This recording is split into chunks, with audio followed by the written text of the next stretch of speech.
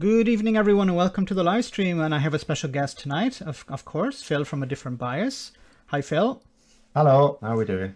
Very well. So we have a lot of, well, we're up to 897 viewers tonight. It's a lot more than Rishi Sunak. I think Rishi Sunak had 54 viewers or something like that during his last live stream. So that's great with so many people on tonight. Thanks too much to everyone for coming on. Thanks to Phil, of course, for turning up and been a great sport. So I think maybe we can just start off with a little bit of introduction. Phil, you know, you've been YouTubing for a while. Can you tell us a little bit about maybe what you want to do with the channel going forward? You've obviously hit a massive milestone recently of 100,000. Yes. So Yeah, I was just saying, so, I mean, it's not my first YouTube channel. It's easily my most successful YouTube channel. And so I was just saying, I started it, so I was doing a gaming channel since like 2015. And then I'd sort of wound down the game because work was preventing me doing it. So therefore, I was starting to wind down the channel. But by that point, I liked doing YouTube. So I thought, well, I'd do the political channel. Brexit was taken off. I thought, well, that's plenty to talk about. So I just did. In fact, I did what I just do in staff. You know, whenever I've been in work, people that can stand to be around me when I'm talking about politics for like 20 years. I just thought I'll do that. What my ranting about politics in the staff room, I'll just do it to a camera, and that's what I did. And yeah, so you know the 100,000 mark is an arbitrary milestone, but it's one that you know you get a plaque for. It's quite nice, and so your focus is on that. And once you go past 100,000, you think, well, what's the next milestone? Oh, that's 1 million. I'm probably not getting to 1 million. So I focus less on subscribers now and more on what I can usefully do. I need to catch up with my admin. I'm really bad at that. But I did know there was an email from someone. I need to go back and read it again properly. And they were going, oh, you need to do things now. You're an influencer. I'm thinking, I'm not very influential, really. But yeah, it is you know, what can you usefully do? And that's it. I don't have a definite aim for in terms of what to do differently on the channel now. I've said right when this channel was first growing, I said I think in my 5,000 subscriber video that it's doing this because politics is crazy. This is insanity, and it's actually quite interesting. It's terrifying but interesting, and there's not that many people discuss British politics like this. And it's interesting, but at some point, politics will hopefully normalise. We can't live in this state forever. If you know, if something didn't happen to stop the Conservatives as they are now, then something will kneecap me. It will either be politics normalising and therefore things calming down, and who knows where it will go from there, or the Conservatives will be in such control of the country that they'll just outlaw me and I won't be allowed to do YouTube. So I don't know which one comes first. But yeah, so while it happens, we will do what we can. And then I'll just have to see if any change happens slowly over time, then if I can adapt or do something else, I don't know. But yeah, in terms of definite plan, there are all sorts of things I keep thinking of doing, like doing shorter videos for Twitter or Facebook, or doing streams on Twitch rather than YouTube, because I'd sort of quite like to keep streams separate from YouTube if possible, because of the way it can sort of, you know, they have the YouTube channel for the 10 to 12 minute things, and then maybe another thing for, well, I do streams for Patreon, but you know, in terms of wider ones, but so I don't know, but I don't want to sort of jump into anything until I've sort of thought it through, and I keep myself very busy. Like at the end of each week, I always think, so Tuesday I do something else, but then Saturday's supposed to be my day off, and it's never my day off. And then Sunday is my busiest day, so it's not like, you know, I could just take Saturday off and do a bit more on Sunday, because Sunday's the busy day anyway. Sunday is the busiest day of my week. I don't know how that happened. But it is a pleasure for you to do this. It's absolutely. You know, I was saying to you, it's, you know, absolutely fantastic. I'm looking at the pictures today in Britain of people panic buying. I'm going to take this cord out. Panic buying at the petrol stations, And I was thinking, yeah, if I was still even doing the part-time teaching at the college, that's a long way away. I would need to keep my car filled up with petrol. So people who are having to travel 100, 200, 300 miles a week, of course, have got to keep their... And you can understand, like, in a way that is not with food. Like, with food, I try and urge people not to panic buy. It really doesn't do any good. But with petrol, you can understand it. Because with food, if you go in and you can't get the thing you'd normally get, you can get something. As long as you've got the money to pay the higher prices now, you can get something. With petrol, is the petrol there or not? If it's not in the pump, you're not getting it. You may have to pay for the premium, the high octane stuff. So I can understand people who are looking ahead at next week and thinking, well, I can't afford for the petrol pump to run dry, so they go and panic buy. It's totally understandable, and I don't have to do that. If I run out of petrol, there are things I can't do. I don't need to do them. I don't have. I've been very lucky in my recent past in terms of my career. I would say over the last 10 years, I might even say over the last 12 years, I've had good managers when I've been at work. But this has not always been the case. And sometimes I've had managers that have given me stupid things to do. Even some of the good ones have given me stupid things to do, but they've been given it from idiots above them. And I've said, this is stupid. I said, I know, but you've still got to do it. I don't have to do that now. I still have to play the game, to YouTube. I can't just do what I like. But I have my own agency. If you do something stupid, you suffer the consequences anyway. Yes, exactly. It's all down to me. It's you have to. It's an absolutely classic job because you're on your own. You accept responsibility. It's everything's down to you. Last year when I'd just gone full time, and then it was going okay, and then all of a sudden, it's the pandemic hit and the lockdown hit. No one wanted to listen to Brexit anymore because we had this serious problem. So I had to adapt three ways. First of all, I had to talk. British politics all of a sudden went into COVID territory, and I didn't have a ready audience for that, so I had to build that up. YouTube were demonetizing COVID video, so I had to be quite sneaky about the way I did it and try and talk about it without using the word. And then because of the lockdown and a lot of businesses were closing, the so-called cost per mile went down as well. So even the videos that were monetized weren't getting as much because, we get paid according to how much advertisers are willing to bid for ad space on our channels. And at the moment, it's going up, and it will continue to go up for the rest of the year now. Well, unless something weird happens. But at this time, this downturn, when Europe was closed, it went through the floor. So that was quite challenging. I was only 2 months in to be full time, so I thought, oh, okay. But then a month or two later, that sorted itself out. I started to build up a bigger audience for wider issues just than Brexit. And I still try and consciously, like at the moment, it's just Brexit. But I do every now and then just try and force myself to do something else, because there are other big things going under the radar. Yeah, have you considered doing like more European issues as well? The issue, well, sometimes if something interesting comes up, or American politics as well, the main issue is that you are then very conscious of the fact that I can offer an opinion on something in the same way that because I am opinionated, I could offer an opinion on anything.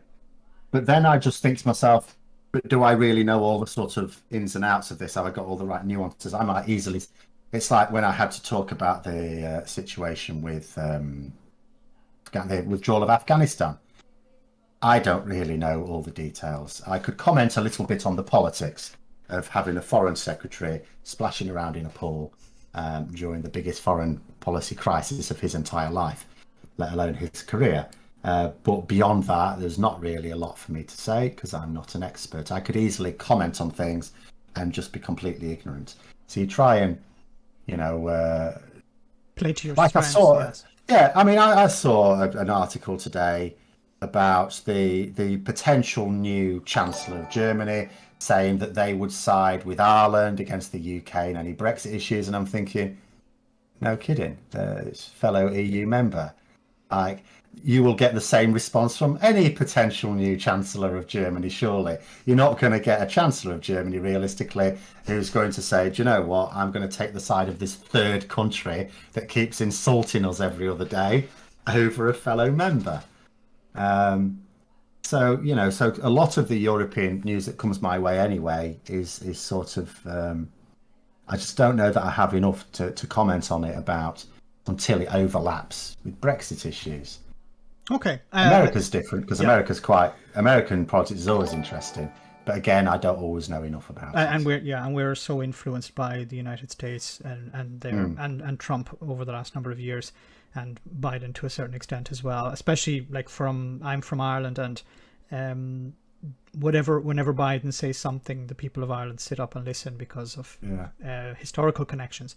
Anyway, guys, I want to just highlight something. So the super chats tonight are going to two charities. One is the Trussell Trust, which provide food banks around the UK, which is very important, especially at this moment when we're probably get into a little bit. I'd like to get your opinions on that, Phil, about the cuts to universal credit. And also Byline Times. If you can support Byline Times, the moderators will post a link in the chat. So we're going to try and get through as many super chats as possible, but I do want to remind you guys that unfortunately, because this is Google, they take a certain section of the revenue from the chat. But do try and support the charities.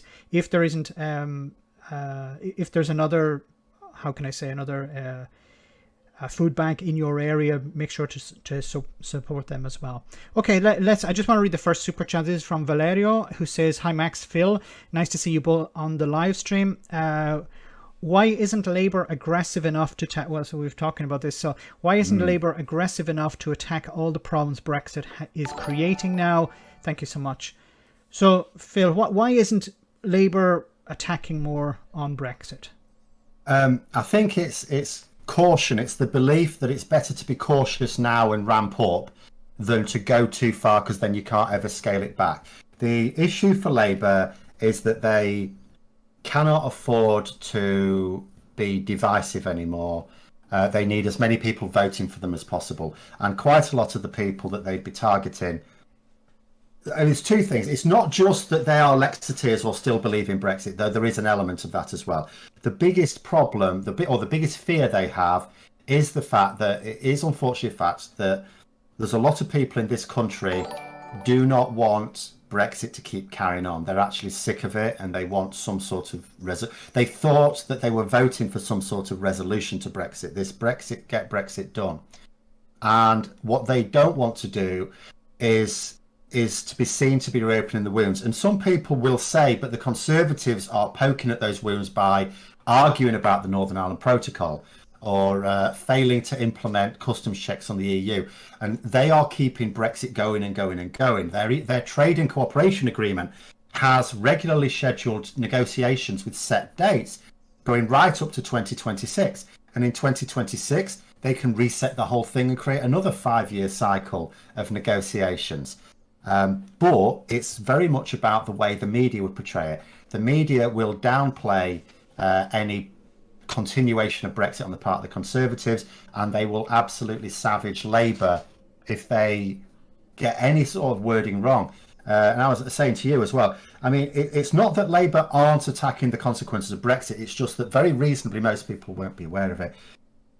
The Labour front bench are savaging it on a regular basis. David Lammy did it this week on Question Time, I think it was. Yeah. And used the word Brexit and absolutely slated it. Other senior members of the front bench have done the same. The person who hasn't done it is Keir Starmer in PMQs. He has done it in a couple of other debates, but not in PMQs. And it's PMQs that gets the column inches. So until Starmer absolutely starts talking about Brexit and talking about the problems as being Brexit, the last few weeks he's been on at the universal credit cut, which is fair enough, because it's not just that it's important, it's also that it is a stick to beat the Conservatives with. But, you know, until he starts savaging the consequence of Brexit and saying it's Brexit and asking questions like, okay, so if it's global pressures, why is no other country suffering these shortages? If it's global pressures, why was the price of energy similar to France and Germany a month ago, and why is it now 3 times higher? You know, if it's global pressures, how come we've run out of carbon dioxide and no? Even Northern Ireland can get carbon dioxide because they're importing it from the EEA. You know, why is that then? But he's too timid. I can't say exactly what the reason is. I can't say what balance of the reason for this caution is because of fear of putting off people who...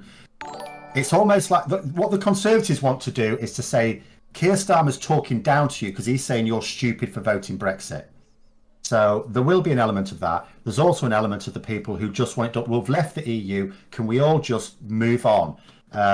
So he has to come up with some way of saying, well, I am moving on, but the way we're moving on is we need better trading arrangements with the EU, which I'm okay with.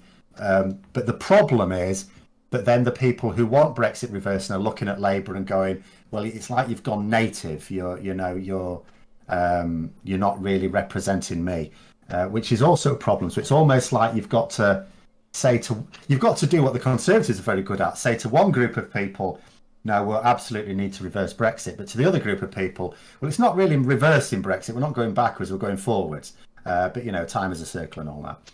No, I agree with you. Yeah, especially with the media, where if Starmer if Boris Johnson says X, it'll be presented as, yes, this was a wonderful thing to do.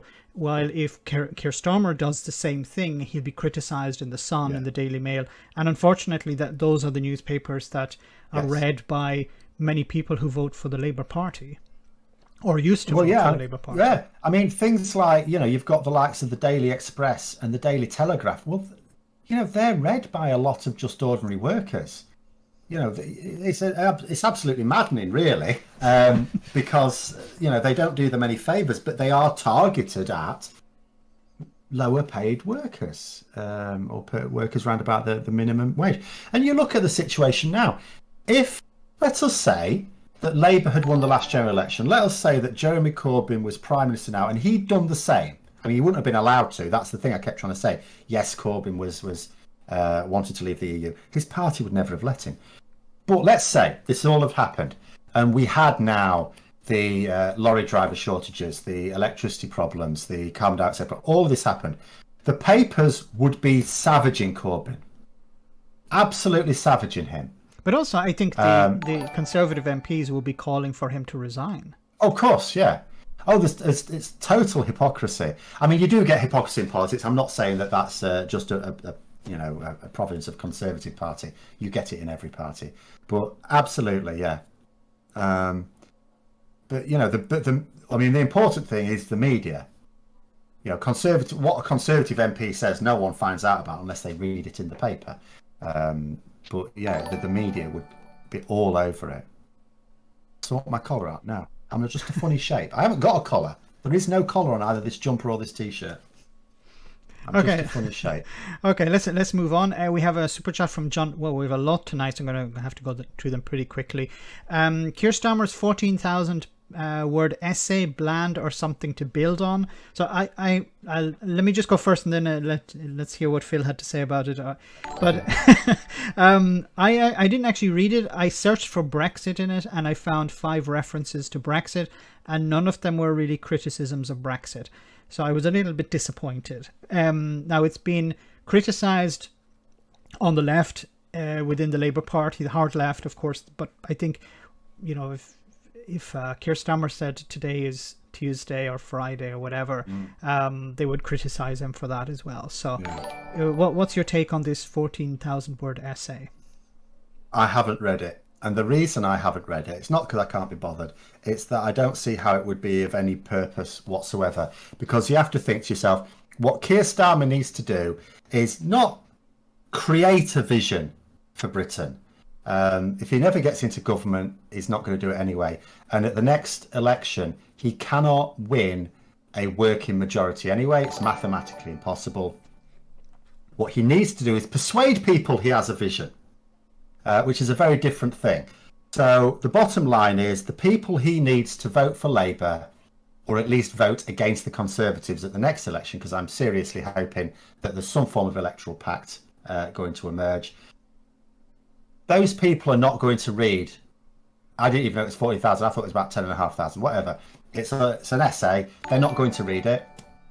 No one who is going to think about voting for Labour is going to read it. So it doesn't matter what it says in it. It could just be "I am a fish" written, thousands of times. It makes no difference what is in it. What matters is what he can say to people to persuade them to stop voting for the Conservatives and vote for some other bugger. And I would, under normal circumstances, say vote Labour, but at the point at where we are now, like I said, we can see a minority Labour government, we could see a coalition Labour government, we cannot see a working majority Labour government. It's not possible, because even if they got a mathematical majority, say 2 or 3 or something like that, wouldn't work, because as you say, there are Labour MPs who will criticise Starmer, whatever he does, and they will vote against him on so many things in a deliberate attempt to just bring him down. Like at the moment, there are the Labour conference is on this weekend, and Keir Starmer wants to change some rules to put more power back in the hands of the MPs for deciding leadership elections, things like that, which I agree with. I'm totally on board with that. At the end of the day, members do not know these people.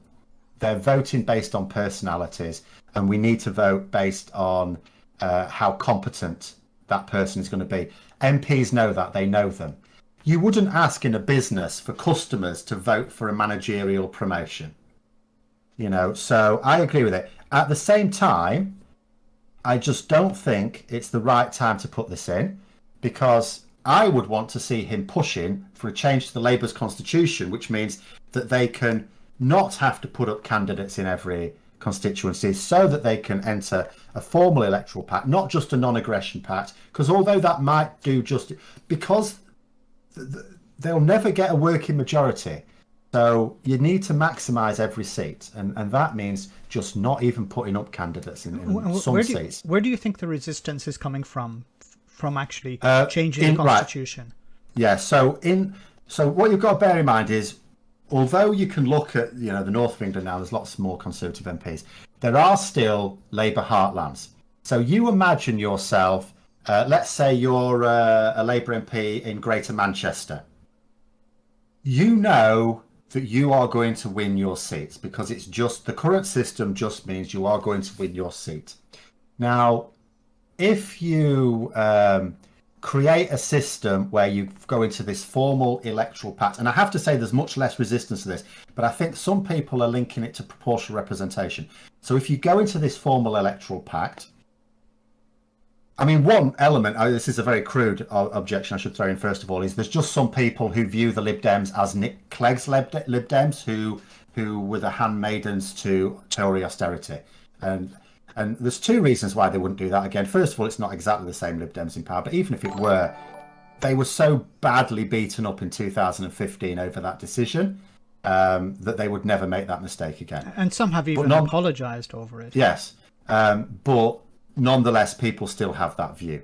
But I think the other thing is they'll just look at this and they'll see this coalition of Labour, and the Lib Dems are inherently a centrist party, and they already see, because the hard left sort of lost, they see, it's inevitably now that they always see it in terms of 2 tribes, who's in charge of the Labour Party, the hard left or the centrists, and they just see it in those terms, and they just see it as the party would move further to the right, and if proportional representation came in, then you're this Labour MP in Greater Manchester. At the moment, your seat is safe, but with proportional representation, Conservative MPs would win some seats. So not all, you'd get more MPs across the country, but you would get fewer in those heartlands. Conservatives would get fewer Conservative MPs in their heartlands, things like that. So, there's various elements of resistance to it. But I do have to say, my experience of Labour forums is the resistance to an electoral pact is less than the resistance to proportional representation. And even the resistance to proportional representation is nowhere near as great as it was. I often see now people suggesting it on Labour forums, and sometimes you just don't see any, objections at all. Sometimes it's quite muted. It's never in the majority anymore. But yeah, so it's all sorts of things in there. Labour is just too tribal. It's too tribal, and people just see in terms of them and us, which I always find baffling for people who claim to be socialists to be so cliquey. It makes no sense to me. What is socialism if it's not trying to harmonise with everyone? But even the idea we need to work together to get the Tories out. Somebody had asked me, I'm not living in the UK, but would I vote for the Lib Dems? I'd vote for anyone, like Lib Dems. I'd vote for an independent if it meant keeping the Tory out, because that has to be the goal at the moment. They're destroying the country. They're destroying society. The corruption. There's so many things you can add to that list for voting against the Conservatives. So obviously I prefer a Labour government because I would align with that, but the priority has to be to get the Tories out. Yeah, and from 2019 it was for me. Up until that point, I'd always voted Labour. Sometimes Labour were going to win anyway. Sometimes the Conservatives were going to win. I'd never even considered, is there a candidate better placed? Wouldn't even bother to check. From 2019, if I'd lived in a constituency where the main challenger to the Conservatives was anyone other than a Brexit party candidate, I would have, or UKIP I suppose, but that's never happening. I would have voted for them. I would have voted for Lib Dem. I would have voted for Green. I would have voted for anyone that had the best chance of displacing the Conservatives. Because that helps Labour anyway, because at the end of the day, if you're in a constituency and you want to vote Labour, but the Labour candidate has no chance of winning. Take Dominic Raab's constituency, Walton and Esher, I think it's called. The main challenger there is a Liberal Democrat, but Labour have no chance. So if you vote Labour there, you're just helping Dominic Raab. If you vote for the Lib Dems, you might displace Dominic Raab. And the thing is, the government that will emerge will be a Labour government. It will have to be with cooperation of other parties. But, the choice is, do you want a Conservative Prime Minister or a Labour Prime Minister? If you want a Labour Prime Minister, then sometimes, and that's just the madness of the first past the post system, you have to vote for the Liberal Democrats. Until we have proportional representation. Until we have proportional representation. And I just don't think we're going to get that. I think even if there were to be serious electoral reform, I just worry it would be this hybrid system that they use in the Welsh and Scottish parliaments, which admittedly is better, but it's still largely first past the post. But I think the reason why I think that's what we'd end up with is because it's one of these situations. If you trust your strategists and your strategists tell you could push for proportional representation, have a campaign, and we think there's a serious chance of losing that referendum, or we think we could push for this hybrid system, calm people down by saying it's what they use in Wales and Scotland anyway, and we could counter the arguments that the Conservatives will come up with about not having local representatives and stuff, and probably win it, then I would probably go along with that. Even though I would say that argument about, well, with proportional representation, you might not have a local candidate, a local MP. You don't now. I don't have a local MP. My nearest Labour, because if I write to a Conservative MP, as I have done, I don't get a sensible response because they're not aligned with my politics. The nearest Labour MP to me is 60 miles away. That's not local. And he won't do anything for me because I'm not in his constituency. So, in actual fact, I would argue proportional representation gives you a better chance of a local MP. Because they need your vote, yes. Well, larger region anyway, there's bound to be someone. It doesn't matter where you are. You can be in what would now be the Tory heartlands, but there's bound to be, after proportional representation, there's bound to be a Labour MP there somewhere. You could be in the Labour heartlands. In Manchester, you might be a Tory in Manchester. At the moment, you've got no chance. Well, all of a sudden, proportional representation, there's bound to be there'll be enough votes to get a Conservative MP in Manchester. So it's better all round from that point of view. But that's not how it will be portrayed in the media. Yeah. Okay, I just want to go on with some more super chats. We have one from Chris. Chris wrote, Hi, my name's Chris. I like talking about Phil, who likes talking about politics. Another one from Brian. Thanks for that, guys. Is it still summer in Italy? I've heard about you going to the beach in Mancini. Any plans? No plans for that. Okay. From Riccardi says, hi guys, love the channel. How much do you follow the comments on your videos, and how do you deal with the more abusive and extreme comments there? Well, for myself, I try to read as many comments as possible, but there's just so many, and I imagine even Phil, it's Yes. even more than that, even more impossible. The abusive ones, what I do is if it's somebody trying to have a debate, I'll try and engage. But if it's somebody just there to insult myself or the channel, or Remainers in general, I just put them on hidden, so they can type away to their heart's content, but nobody actually sees what they've written. Do you get a lot of abuse, Phil? Do you? Not that I notice, no. And sometimes what some people call abuse, I don't. I don't know if it's my thick Yorkshire skin or whatever. But it's the same thing. I sometimes can scroll through chats when I'm in the dog's room on my phone. But there are just far too, and I don't actually know these days how many there are. On the old style studio for YouTube, you could find out how many comments you were getting a day. There's nowhere to do that now. But it is too many to keep on top of, and I have ones elsewhere as well that I can't keep on top of. In terms of abusive ones, I only curate them. I mean, YouTube curates a lot anyway with the algorithm. I only curate them if someone is actually threatening someone. You know, if you're actually straying into, well, frankly, aggressive language like that. I don't do it if I just see someone who's been a bit insulting, because at the end of the day, as far as I'm concerned, the people who watch my channel are adults, and you can just ignore it. So I can't remember the last time I had to get rid of a comment. It might have been a couple of months ago or something. You used to have a response. I remember you used to do some videos where you would respond to comments. Yes, I do. Yeah. The problem with that, what I found is it was interesting for me to get some comments and just have 5 minutes on there and do a whole section of them. But then there's no theme to it. So it's like you're putting this video out and people looking at it and going, well, what is the video about? Because like you'll maybe pick on one of the questions and that'll be the headline of it. But in actual fact, it's just responded to it. So I didn't think that it just didn't do as well. So I ended up not doing that in the end. But I like the idea of doing things like that. Hence why I keep thinking to myself, should I do like streams on Twitch? Because I only came up with that notion when someone from Young Turks does that. Apparently, he's like but American commentator, and they do it on Twitch very successfully.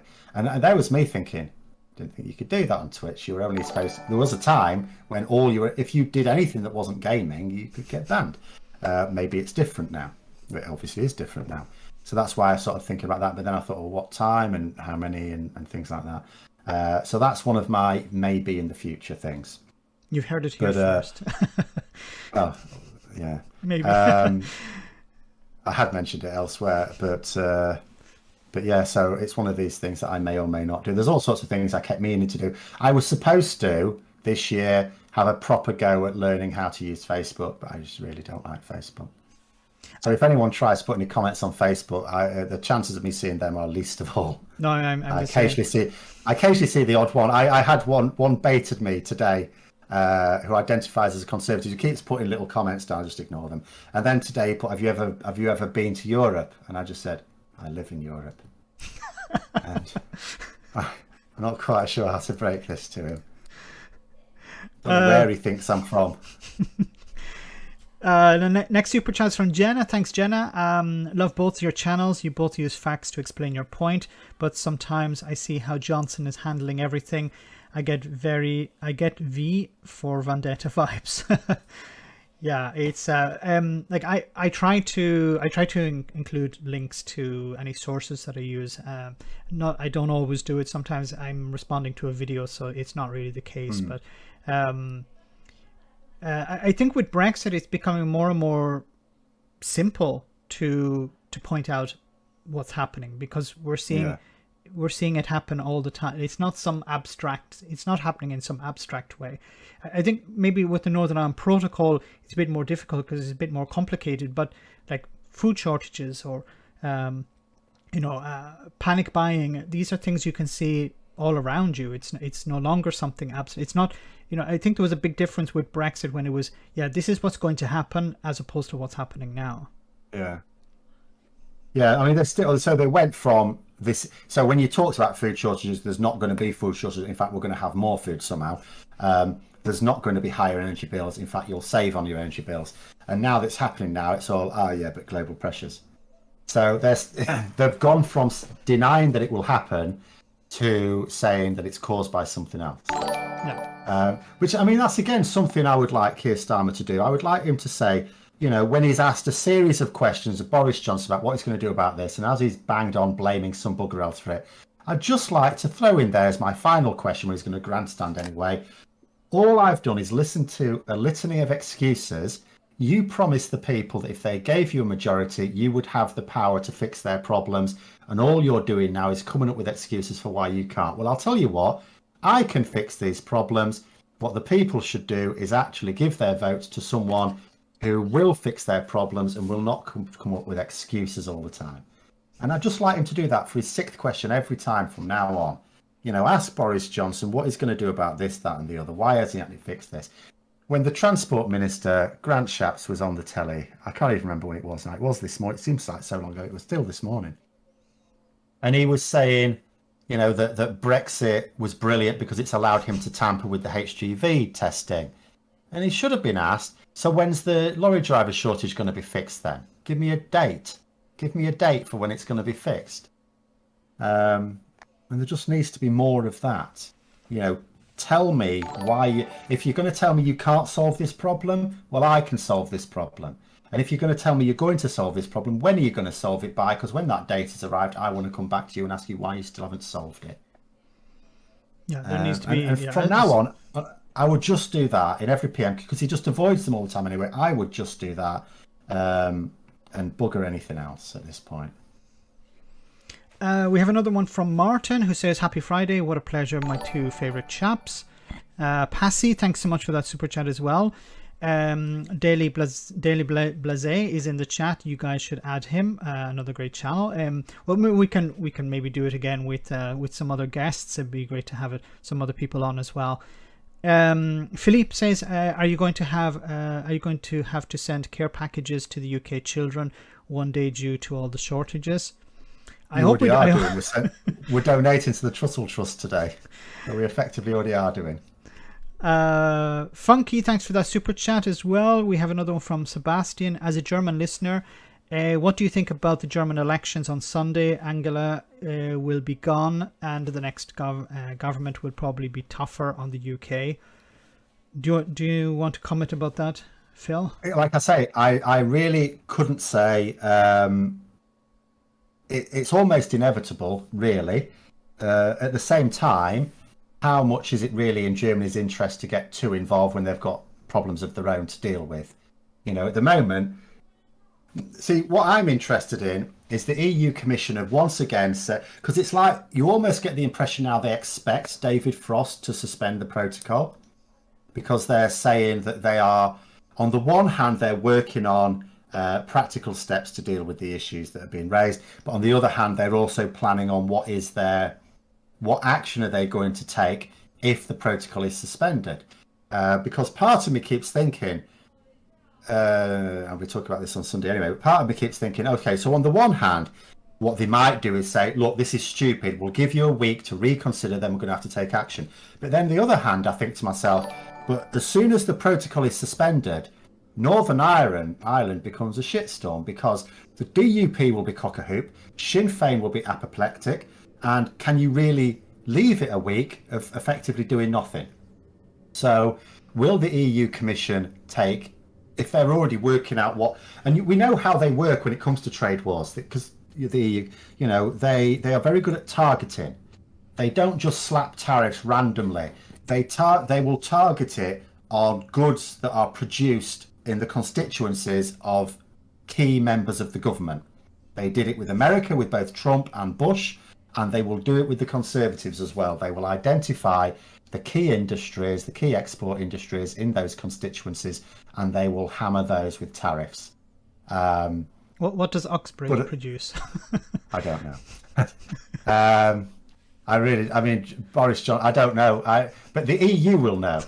And it might not be Boris Johnson himself. It doesn't need to be Boris Johnson. It just needs to be, it doesn't even need to be members of the government as such. It could be senior backbenchers. You know, it could be influential backbenchers and those businesses will be hammering on those MPs' doors saying, what are you going to do about this? Because the EU will make no bones about the fact that the reason they put those tariffs on is because of the way the government's behaving. You know, we will remove these tariffs as soon as the UK government complies with its international obligations, and it'll be that explicit. But will they do that? So I can sort of see, you know, without knowing anything about the candidates for German Chancellor, I can sort of see them saying, well, leave it to the EU Commission, because if they take this line, we don't really need to do anything other than back them up. But if they don't, well, then maybe they do need to just put a quiet word in their ear and say, look, we think you should take a harder line on this. But that's the sum total of my thoughts on it. Yeah, no, I agree. Well, like when it comes to what's going to happen with the German government, I don't see any real change taking place. And it is interesting that, what was it this week, that Boris Johnson said that the Dutch Prime Minister was going to intervene as a... And he immediately said, did I bollocks? But it just, I really don't get how why does he do this? Why does he lie in such a way that... Because it only needs to work on so many people. It just needs to work on so many people. Like, you know, if there's so many people he needs to vote for him, he tells them the lie, right? Now, the lie gets called out. Maybe some of those people hear the lie being called out, but not all of them will. So you've got a greater than 0% of the people who heard the lie continuing to believe the lie because it was never called out, or they never read it being called out.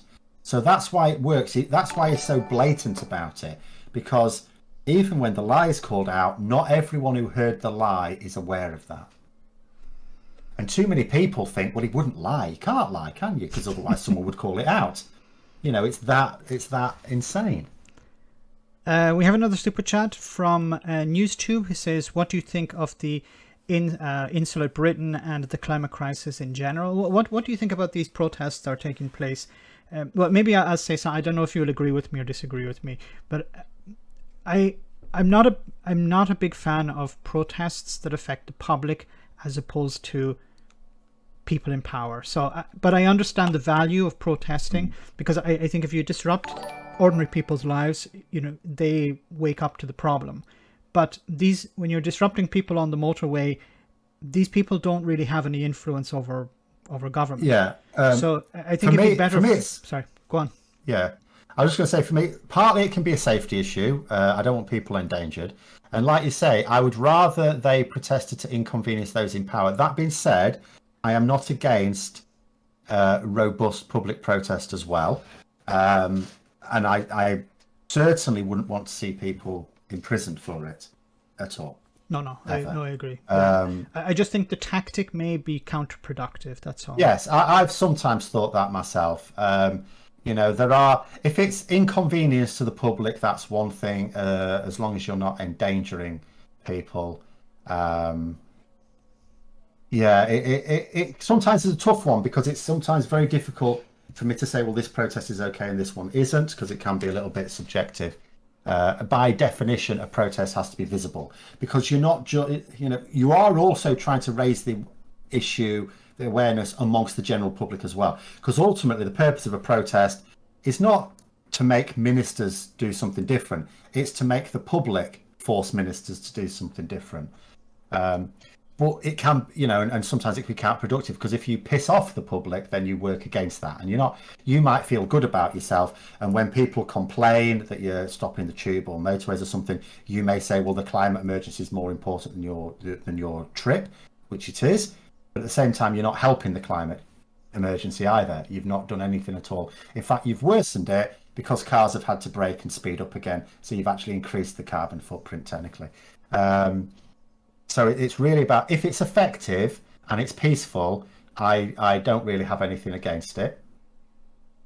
If it's not effective, then it's pointless. If it's not effective and counterproductive, then it's worse than pointless.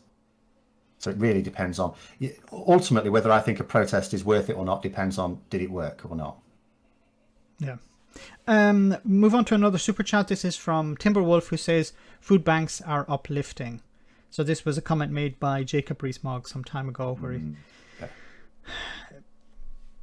I don't know. I've said before, I'd like to put people like Boris Johnson and Jacob Rees-Mogg on universal credit for about 6 months, and then I think their attitude might change somewhat. I think they'd have starved. They wouldn't be able to cope. They would have been. I mean, Boris Johnson would be sanctioned immediately because he wouldn't turn up for his appointments, and he wouldn't be able to live. But yeah, I mean, you know, arguably they should. They never will be. They know they never will be. You know, this is someone who burnt a £50 note in front of a homeless guy. So obviously he doesn't. When you talk about cutting £20 from people, he just thinks, well, I mean, I used to burn £50 notes. What's £20? It's piffling small change. What are they moaning about? You know, so they've no comprehension at all. And even when they can comprehend, they don't care, as long as they're all right. You know, I think some of them can comprehend the difficult position they're putting people in, but they just simply don't care. And then there are those Conservatives who just genuinely think that if you're in this position, it's because you don't work hard enough. You know, if you've got someone who's working 2 full-time jobs, you know, and they still need universal credit, that's still their fault. Therese Coffey said, you know, just work more. Oh, yeah. Well, yeah. It's like, well, okay. Yeah, but like many people... Because I think MPs as well, I think the other thing is they'll think to themselves, well, I work a lot of hours. I work from early in the morning to late at night. And it's the same thing I do. I'm at my computer at 7 a.m. and I sometimes don't finish till late at night. And I do this, you know, actually I do something every day. But it's not hard work. And it's the same thing with being an MP. I wouldn't like it because of the travel. And I'm not a fan of busy places. So London is like a really bad place for me to be. I've been there 3 times in my life and I didn't enjoy it on any occasion. But if you can take that, being an MP can be hard work or it can not be hard work. But what it certainly isn't, it isn't as hard as doing a low paid job. It's not as hard as working in a care home. It's not as hard manual labour. And the other thing is, even when a job is hard, sometimes what makes the pill easier to swallow is a good pay packet. And they get paid nearly 3 times in fact, if they're a minister, they will get paid over 3 times the national average. And get benefits as well. You know, I think they get subsidised meals in commerce. They get, whether they don't even have to be on parliamentary business. They get a budget for food. They get travel paid for, and I wouldn't expect them to pay for their own travel to London and back, but you know although one prime example expenses they get. But one prime example is I think it was highlighted recently was Ian Paisley Jr. from Northern Ireland whose expenses were £250,000 in the space of a year. £250,000 in expenses. I know he has to travel from Belfast to London, but does it not by helicopter? No. I mean, Richard Branson's. You have. They had this scandal a few years ago with the expenses scandal, and people were claiming for all sorts of stupid things. And I'll be honest, I actually had some sympathy for some of these MPs because what amazed me, and the thing is, this still isn't happening. There's only 650 of them. All it would take is a small office of 2 or 3 people to just be there. You know, if an MP says, can I claim on this? For them to just be able to say yes or no. So then you don't get into this situation. And for someone to have to check their expenses. Of course you can't claim that. Don't be stupid. You know, that exists for everyone else. When I've been in work, if I had expenses, if I went on a trip, I had expenses. Those expenses were checked by someone. And in advance, I'd be told what I could and couldn't have. If I was in any doubt, I could ask. And And then if you tried Why to don't claim we for have that something for MPs? that was not Well, covered, yeah, it wouldn't happen. you'd pay the cost. It wouldn't happen, and it's like, why don't MPs have that? It would only require the employment of 2 or 3 people, and I mean, arguably, I would say most of the time, even just to check 650 expenses claim, maybe 2 or 3 people, a small office of civil servants, and all the problems would go away with expenses. Yeah, all of them, because it would all be above board, because it would be checked. Let's move on. We have a super chat from Monkeytron. Wow, a massive super chat from Monkeytron. Hopefully this covers the evil Google theft of charity money. It certainly does. Sarah Wilson, hi Max and Phil. Thanks for keeping me company to and from work every day. That's a pleasure. We have another one from David who says, please support local food banks if you can. Definitely do that. We have another one from D White. SD Wheat, sorry. Stewie, great, thanks for that. George says, Phil, you said Starmer has to pick his battles. What did you mean by that? What he's got to do whenever he decides to go on anything, he's got to decide to himself, what are the realistic chances of gaining from this and how much will I gain, and what are the realistic chances of losing? Because you always risk anything. With any conflict, you risk losing. And you have to fight the battles that you have a realistic chance of winning more than you lose, is ultimately what it is. It's all a risk-reward strategy. So there are certain things that, people in Labour would love him to talk about, but at the end of the day, is it going to win you any votes? No. I mean, during Jeremy Corbyn's time, he had this phrase, for the many, not the few, and I loved that phrase. But all the time, he talked about his pet project, which was how he was going to help the most vulnerable in society, which is exactly what I would expect any government to do. I would certainly expect a Labour government to do. But it wins you no votes. Of course, you've got to say it, it's your position.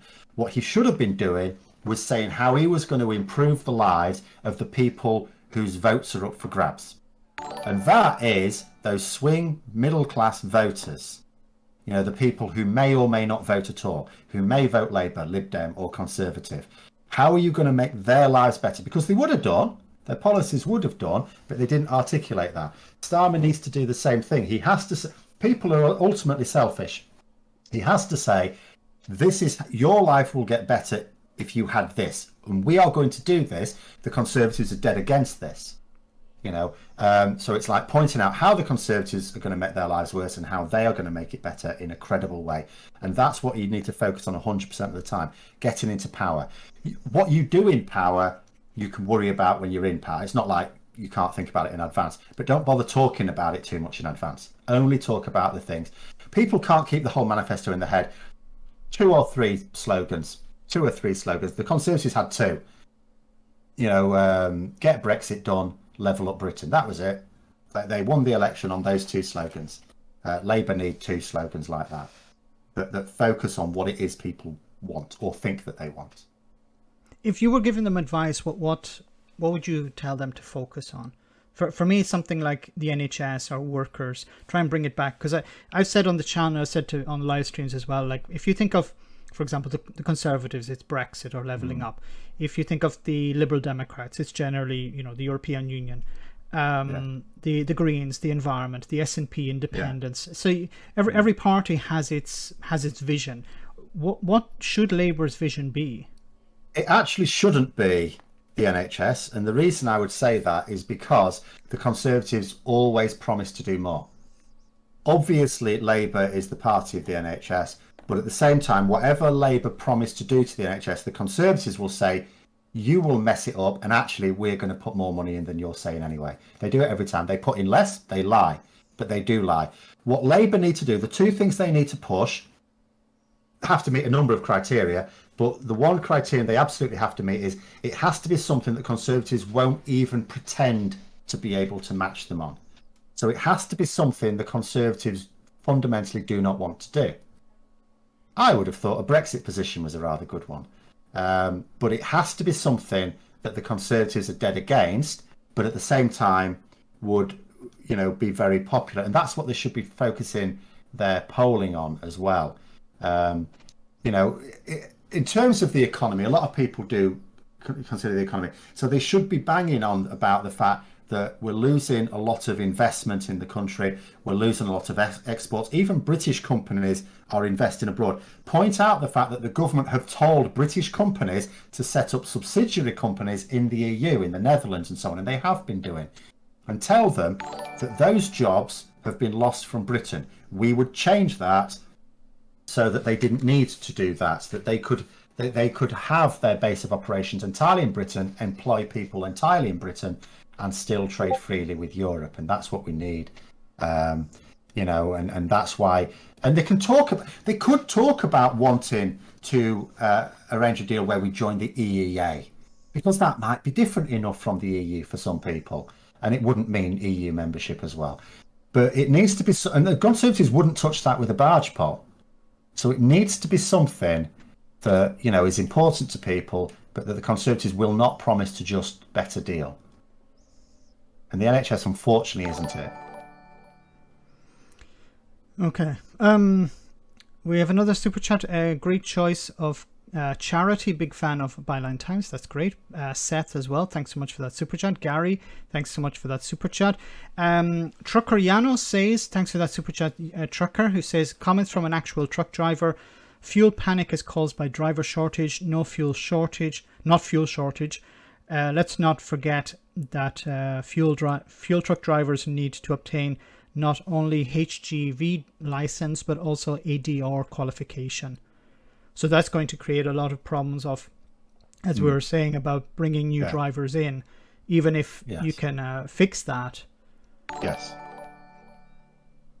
I mean, the thing is, we had a small number of petrol stations closed. I don't know if that was going to spread. What I would suggest is, if it was going to spread, it's probably still going to spread, because all that's happened now is Boris Johnson has said a thing. That hasn't changed anything yet. Priti Patel has to actually put a policy in place. When she does, we still then have to be able to source the drivers. When that happens, we have to make sure that they can drive the lorries, and that will be, you know, they will need to satisfy the haulage companies that they can do that, and the insurers that they can do that. So, you know, that's why it's like, you can't just, Boris Johnson should have done this a long time ago. You can't just, when it gets to, it's almost like you've jumped off the cliff and then you think, all right, we shouldn't have jumped off the cliff. Shall we open the parachute now? You didn't pack a parachute. You know, it's certain things are in motion, and you won't be able to reverse it anytime soon, because we can't just fix this overnight. And I don't even see, because the other thing is, you just see at the moment that the demand for HGV drivers is even greater. We're on the 24th of September now. In October it will ramp up even more, in November more, and descend all the way up to Christmas. So even if somehow you manage to ease pressure somewhere, it's like the pressure's building up more than you can ease it. And I can see that at the moment, because, as I say, I can see on my cost per mile on my channel that there's obviously been a lot more advertising going on in the last week. You know, I remember last year, it was round about the 10th of September, because what happens, for those who don't know, on YouTube, people bid for ad space on your channel. And so over the year, you get a pretty good view for when are the times of year when advertisers are spending most of their budget. And last year, it was round about the 10th of September, there was a sudden upturn in the rate that they were paying for that. And for me personally, that happened now about a week later. It was on the 16th of September. It was about a week ago. And over the last week, there's been a significantly higher rate for my views than previously in the month. And you know, on past experience, that will just keep getting higher and higher and higher until Christmas. And then it will go off a cliff and January will be worthless. But, you know, it's all linked to how much people... So, and if people are spending all that money on advertising, it must be that they are expecting to get a lot more business, which means, okay, some of it's services, but some of it's goods. And that means they need more goods moving about. That means they need more lorry drivers. We haven't got them. We have another super chat from FSM is the dog. Why is left always called the hard left and there isn't a hard right? I presume he's talking about the Labour Party. Yeah. So why do we refer to the Labour? So in Labour, you have what might be termed, you've got the hard left, you've got the soft left, which is me. You distinguish between the hard left and the soft left is in terms of if you got us together and talked about policy, we'd be totally on the same page. Not on everything. No two intelligent people agree on everything, but you'll be broadly on the same page. You'll totally agree with policies. In fact, the two of you would be able to write a manifesto of what you would like, and you'd both agree on it. But the hard left do not want compromise, whereas the soft left I accept the fact that I am way to the left of the bell curve. I know that's not where most people are. I know there are enough votes in the country for my manifesto. So therefore, in the spirit of democracy and also just practical getting in government, I know that I have to water down some of my manifesto to bring in people that I need to vote for it in order to get power. Whereas the people on the hard left would rather remain out of power forever if they cannot have the manifesto saying exactly what they want it to say. So that's the distinction there. And then, of course, you've got sliding scale. You've got I suppose you've just got left, and then you've got centre left, and then you've got people in the centre in Labour as well. You don't have to be, and so you've got all these different things, and they're so tribal. Now, you do have a hard right in the Conservative Party as well. Not everyone in the Conservative Party wants to bring back hanging. Not everyone in the Conservative Party wants to piss off our European neighbours. Not everyone in the Conservative Party wants to actually send gunboats in to negotiate for us. Some do. And at the moment, a lot of those people have risen to prominence. So effectively what you have now is you have the hard right in the ascendancy in the Conservative Party. And they were always there. It's just that moderates remained in control, because that's how you win power. The Conservatives had this similar issue to Labour. You can't win power, based on a manifesto that's designed for your extreme wings. But where Labour and the Conservatives differ, the reason why it's impossible to get an extreme left-wing Labour government, but it is possible to get an extreme right-wing Conservative government, is the Conservatives just lie. The people in control of the Conservatives, they don't want to fund the NHS. So what they do is say, of course we're going to fund the NHS. Oh, we'll put more funding than Labour. And then they just don't. They promise more funding for everything. And you should be able to smell a rat when they promise more funding for everything, more money for everything, but that they'll also reduce your taxes. You should smell a rat. But people don't. Whereas in Labour, no one would lie about that. Any Labour leader intends to follow through on their manifesto, their main campaign promises. So they would never, and they wouldn't get away with lying anyway, because the membership and the supporters would see straight through it, and they wouldn't take any trouble with that. So the Conservatives, it's possible to get an extreme Conservative government because because they know they have to appeal to people that are not in favour of what they actually want, so they just lie and tell them they're going to do it anyway, and they just don't. We have another super chat from Willem, which is for the Brexit victims. Daniel Fox says, "Hi guys, a big fan of both of you. Do you think that the Tories are pushing Northern Ireland away from the UK and towards the unification with Ireland?" I don't think that they're pushing Northern Ireland away. I think it's more a case of they just don't give a crap. I said before that when it came to defending the Union or defending Brexit won every time. It was they're called the Conservative and Unionist Party, but they care about the Union when it's convenient. The way Boris Johnson went to Belfast and lied to members of the public and businesses in Northern Ireland about a border in the Irish Sea. It's like, where are you going to put the border? Well, there won't be a border. And he was able to, and he was still he was even saying that even this year, he was saying about, if there's any documentation, just tear it up. So do the Conservatives want a united Ireland? I don't think it's their goal. It's just, it'll probably arrive through neglect. What do you think, Phil? I think some do, because it helps them. Northern Ireland, the Conservatives don't win any seats in Northern Ireland. So if you remove the Northern Irish seats from Westminster, the overall number of seats is lower, so the number of seats they need to win, largely in England, to get a majority is less. So it's one of those things. They mustn't ever openly say that they would seek the reunification of Ireland. But at the same time, privately, a lot of Conservatives would not at all mind it. They see Northern Ireland as bothersome.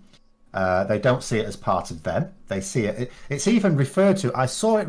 I can't remember which paper it was. A Tory paper I was reading, and they referred to it as a province. Technically, it is, but it's still the language of this place that's not us. This this other thing, and so it's just seen as bothersome and also as a potential barrier to power, because if you just remove the Northern Irish seats, the total number of MPs is lower, therefore the number of seats you need to gain a majority is lower. So they wouldn't at all mind it. They'd just really rather not take the blame for it. But at the same time, what you can see at the moment is they keep delaying the grace periods, the removal of the grace periods on the Northern Ireland Protocol. The EU aren't making a terrible fuss about it. And the suggestion is that what's really happening is people are saying to Northern Irish businesses, look, take the hint, will you? When these grace periods are dropped, you're going to have even more difficult importing from Britain. You can get the same stuff in the whole of Europe. You are part of, well, they're not part of the single market, but you have access to the single market. Make use of it. It's allowed you to get that carbon dioxide when Britain can't get it. It's allowed you can get as many chilled sausages as you like, anytime you like. Why don't you just start getting supplies from Northern Irish Republic of Ireland businesses, or France, or anywhere? It doesn't matter, just not Britain. And some have already started to do this. And every time, because you'll also notice, or you may have noticed, so when the grace period was initially extended, it was supposed to end at the end of June. The government announced way back in March. So that was like several months' notice. This time round, they gave almost no notice. So we actually were in September, and they were still saying at the end of this month, all these, these things are not going to be allowed in Northern Ireland anymore. It's the same thing with the EU import checks as well. It was all supposed to be kicking off at the end of this month. And then quite late on, they said, no, we're extending it again. Actually, it may have been at the end of August, but it was very recent. They didn't give lots of notice. So some businesses will have already been expecting that grace period to end, or at least they can't bank on it not ending, and they would have already been making alternative arrangements. What insane business waits until they can no longer get reliable supplies before they look for another supplier? If you know it's coming, of course you want to switch early to while you've still got access to your current supplier. So I think that's what they're doing. I think, yes, some of them would like to see Northern. In fact, there's some of them, let's be honest, some of them are quite clear about this. They think that the solution to the Northern Ireland Protocol with a straight face is for the Republic of Ireland to leave the EU and rejoin the United Kingdom. And they can say that with a straight face. So some of them are there. Some of them don't really know what to do, but they'd rather like Northern Ireland to remain as part of the UK. And some of them are just saying, do you know what? It doesn't hurt us if Ireland reunifies. It would cause us a lot of, it would give us a lot of benefits, in fact. So, I think there's pragmatic Conservatives are not at all upset at the prospect that Northern Ireland is aligning for goods, because obviously for services it's a completely different kettle of fish, but for goods there's that, and goods are more tangible anyway, so that's we've more already important. we've already seen a change in the importation and export of goods from Northern Ireland to there was a graph the other day where it said it's gone up 150% or something like that, and that was commented on by Manufacturing Northern Ireland. But I agree with you 100% on what's going on behind the scenes. When we saw the beginning of the year where the Department of International Trade were telling businesses in Great Britain, just set up in the EU, that'll get around all these problems, instead of it's extremely pragmatic, but not the sort of pragmatism you'd expect from a Brexiteer government. Yeah, just set up in the EU. Well, yeah. And I've no doubt that this has been said to Northern Irish businesses, perhaps less publicly. I've no doubt at all. They've just been told, you know what, the easy way to deal with this, your reliable supplies for the long term are in the EU or in the EAA in general. Okay, let's move on. We have Paul Bow. Thanks for that super chat. Good job. Krong98. Thanks for that super chat as well. We also have Beer Wizard who says thanks to both of you for talking sense. We have another one from Sebastian who says my German brother, his American wife and their Scottish daughter have lived near Edinburgh for 25 years. What will Scotland do and what will London allow? So this is, of course, about Scottish independence. Yes. Yeah. So do you see it happening? Do you think is it necessary for Boris Johnson to allow it to happen? That's what we don't know. That's why there will need to be a court case. As far as I understand it, well, there could be several things that are possible. It might well be that the Scottish Parliament can absolutely issue a referendum, but that it would be for information only. But that wouldn't necessarily be a bad thing, because if that referendum resulted in a vote, and actually a referendum like that could be more in the SNP's favour rather than a binding one, because people who want independence would be more likely to go along, whereas people who are happy with the status quo may be more inclined to think, well, it's just a put your hands up type thing. I'm not going to bother to go and vote for that, especially if you're in Edinburgh. It's a bloody big hill. So it might actually work in their favour. But once they've got that result, then they can say there's a clear majority in favour of independence. At that point, it becomes very difficult for Westminster to be blocking things, because at the moment they're trying things like, because Michael Gove has to keep saying things like, because he's a Scottish minister, of course, the will of the Scottish people must be obeyed. Of course, if they want this, but I believe that the people of Scotland want us to get on with this, that, and the other, and they don't want to be messing about. It's just the MP that want to be doing this, and never mind the fact that, well, clearly a lot of people have voted for the SNP and the Greens, and therefore people who want this. But I do also caution, a lot of people treat it as inevitable. It's not inevitable because at the moment there is no campaign, and the Conservatives are always very effective at campaigning. But it is a tricky one for them. But until we know what the legal position is, we do not know.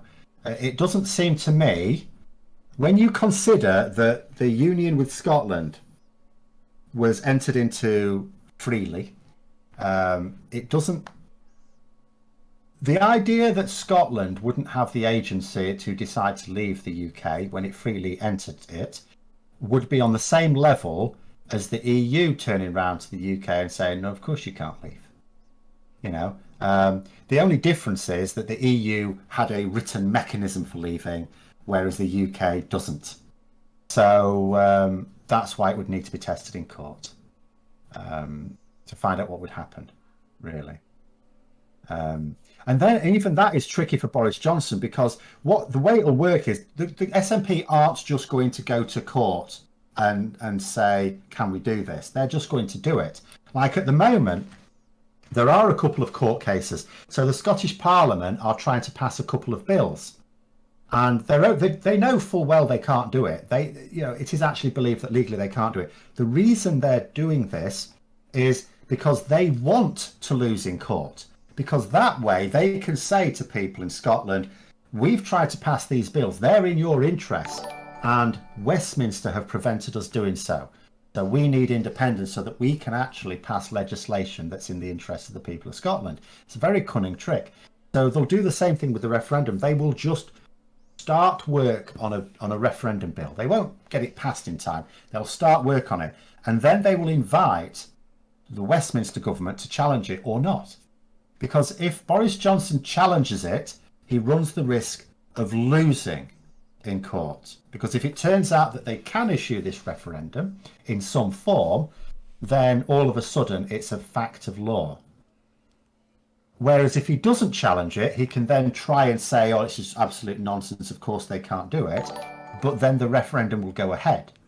And then what does he do? Does he campaign in it? If he doesn't campaign in it, then Leave is more likely to win.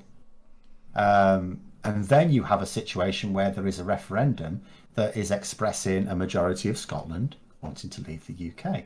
So it's politically fraught. But what if he wins the ruling in court?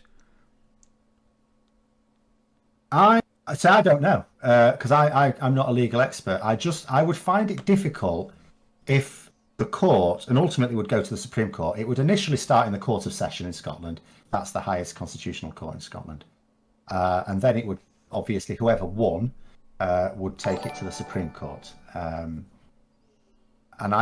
But I would find it difficult to believe that they would rule that the Scottish Parliament could not at least issue a referendum to sound people out. But because I imagine that if the court ruled that they couldn't, it'd be very strange. But that would also, even that is not a loss for the SNP, because it's a bit like this. If you imagine that you're Scottish and let's say you don't mind being in the UK, you're not in favour of independence, but at the same time you're not dead set on remaining part of the UK either. It's like, it's not that you're not completely bothered, but you're not fixed. All of a sudden you're told that you are not allowed to vote on whether or not you should remain in the UK. That can then switch you to going, well, that's oppression. You sort of push back against it. So you can actually turn a lot of people that wouldn't actually vote for independence to vote for independence just because you're telling them they can't. So, there is no way of the SNP ultimately losing out of such a court case. It's really just a case of how messy will it be. And at some point as well, this argument about, because they can play the long game, they've already said they're not going to trigger anything until the pandemic sort of dealt with. So you're talking what? You've got to be talking 2023 before any referendum emerges. Maybe they start pushing the bill through Parliament next year. By the time you get to that sort of stage, you're almost 10 years after the first one. You only need it to go for a few more years. And these arguments about once in a generation start to be, well, it's a different generation now. So they can play the long game just like Republicans in Northern Ireland can play the long game now. Okay, let's move on. Umka says, divide and rule. It strikes back. It strikes Britain back. Jerry says, Phil and Max, what if the SNP could they be counting on the Tory destructive policies to get votes? Yeah, so it's a bit like what you were saying before about Indie Ref 2, or could it mount candidates? What do you think about the SNP? Now, this is probably very strange in British politics, but here in Italy some years ago there was a right-wing party called the Northern League, Eurosceptic as well, but they were pretty much Northern League by the name, but they started fielding candidates in the south of Italy, and they won seats. They had members of parliament from the south, but from the Northern League.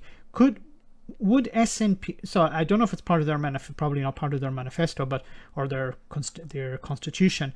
But would you see SNP candidates winning seats in England? No, because we have first past the post. There are people obviously living in England who will be Scottish and maybe favouring independence. There may be just people who aren't Scottish who have every sympathy for Scottish independence. You see, I've seen increasingly people who are not Scottish at all and don't live in Scotland expressing sympathy for it. So in a proportional, I suspect in Italy, the proportional representation system helps them. Yeah. In this country, they wouldn't. No constituency would give enough of their votes to a member of this. I don't know whether it may be on the borders somewhere, but they tend to be quite conservative. So I suspect not. But yeah, I don't see that working at all. But I mean, they've already got Scotland sewn up. I just think at the moment, Nicola Sturgeon is just trying to keep the more impatient members of her party on side, really, because I think there's and it's like, wait till the pandemic's over. She doesn't have to. I think that's just a way of calming them down. and then she can start to issue the bill. Then there's going to be a court case, and all of these things, doesn't matter how the court case goes, they all work in her favour, and they can just play the long game there. Okay, let's move on. We have Buyer Beg, who says, "Stop making sense. You'll wake up someday high enough in the Church of Labour, and they'll force you to do strategy for them." Would you work with the Labour? Sorry, I would absolutely work with the Labour Party, but they wouldn't listen to me. I really don't think they would listen to me. But I'd be more than happy. I mean, we've said before, I've got it up here. The Labour Party YouTube channel is like, it's 5 months since anything's gone on it. They don't get any views on it. What they should be doing is they should be putting content on this. There are people who watch YouTube that don't go on Twitter, that don't go on Facebook, that don't go on other, they need to have a good presence on every social media platform, and they don't. And I really don't. And I've tried to contact them and say, look, this is silly. But they don't do anything about it. So why do you think? Is it because it's an elderly? I have no idea. No, I don't have. I mean, the demographic. I mean, well, my demographics, and yours will be very similar, are ideal for Labour to try and target the age groups. It's absolutely, yeah. I mean, it's absolutely the age groups that they need to be targeting younger ones as well, because they need to be targeting them to actually just go out and vote. They know that all they have to do with young people is say just go out and vote. They know that most of them will vote for Labour. But I've got 35 and over is almost all of my viewers. So, and these are exactly the sort of people they want to be reaching, and that's what you can get via YouTube. But they need to put up engaging content, not videos announcing their latest policy, unless it's it has to be in an engaging way, and it's not. And it's an absolute shamble. It's got 37,000 subscribers for the largest political party in the country. It's got 37,000 subscribers, and that'll just, I don't even know, that's probably just members. That is not even 1/10 of the membership of the party. So and the thing is, I cannot understand it, because they don't get any benefit from the media. Yeah. There's hardly any of the media back for them. How do they think they're going to get their message out? By talking to people? Is he going to talk to 15 million people between now and whenever the election is, which could be in 2 months' time? He has to get his message out to people. I mean, let's have a look at mine. How many unique viewers would I have had in this month so far? I'm trying to show. So it says in September, that's 356,000 unique viewers. Now, only about half of them are from this country. So that's still about 170 odd thousand unique British-based viewers that have watched at least one of my videos. And Labour could get more than that if they would just get some people to do some content for them. And it would be a good way of explaining policy. But couldn't they do something like the Young Turks or something where they just get somebody on who comments, responds to what, like something David Lammy has said, or Jennifer Rayner has said, something like this. Angela Rayner, has said, or something. Look at the way Starmer has responded to Boris Johnson here, and have their own spin on it, but make it interesting, and then people would. Yeah, what you could do, you'd have the sort of thing that Peter Stefanovic does on his channel. Labour could do that themselves and stick that on. Why? I don't know. Why don't they do it? I don't know. I'm going to email them again tomorrow and ask them what are they playing at. I do not know why they're not doing it. Do you think they watch you? No. I don't at all. Why not? Not why don't you think that, but why do you think it's the case of them not watching you? Or well, apart from anything else, I was actually involved in a Labour focus group recently. I was not recognised. No, I don't. And also, I have sent emails to them, and I would have expected, and I do introduce myself, and I do say, that I'm on this channel. And I would expect that if anyone reading those emails had any idea who I was, that I would at least get a response. And I, potentially I would have had some contact. Now, it is possible for them to try and contact me and not get in touch with me because I have too much admin to possibly keep up on.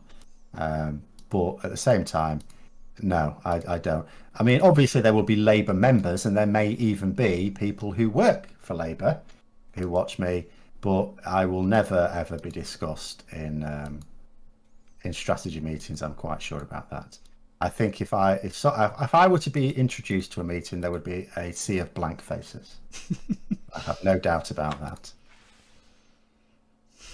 It's frustrating because you have such a reach that it would be an asset for them. Yes.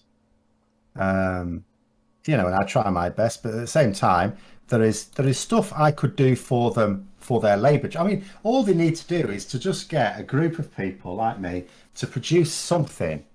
Even if it was once every 2 weeks, they'd have surely enough people to, or maybe once a week, and like each day a different activist, like online activist, does something for them.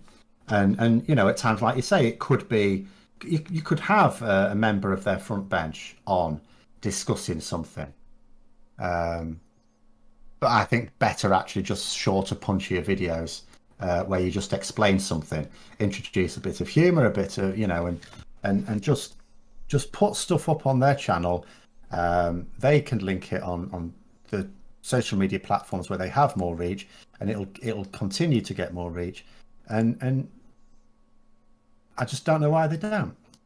I don't get why they don't at all. Okay, let's move on. We have so many super chats to get through. Phil, do you listen to Sultans of Ping?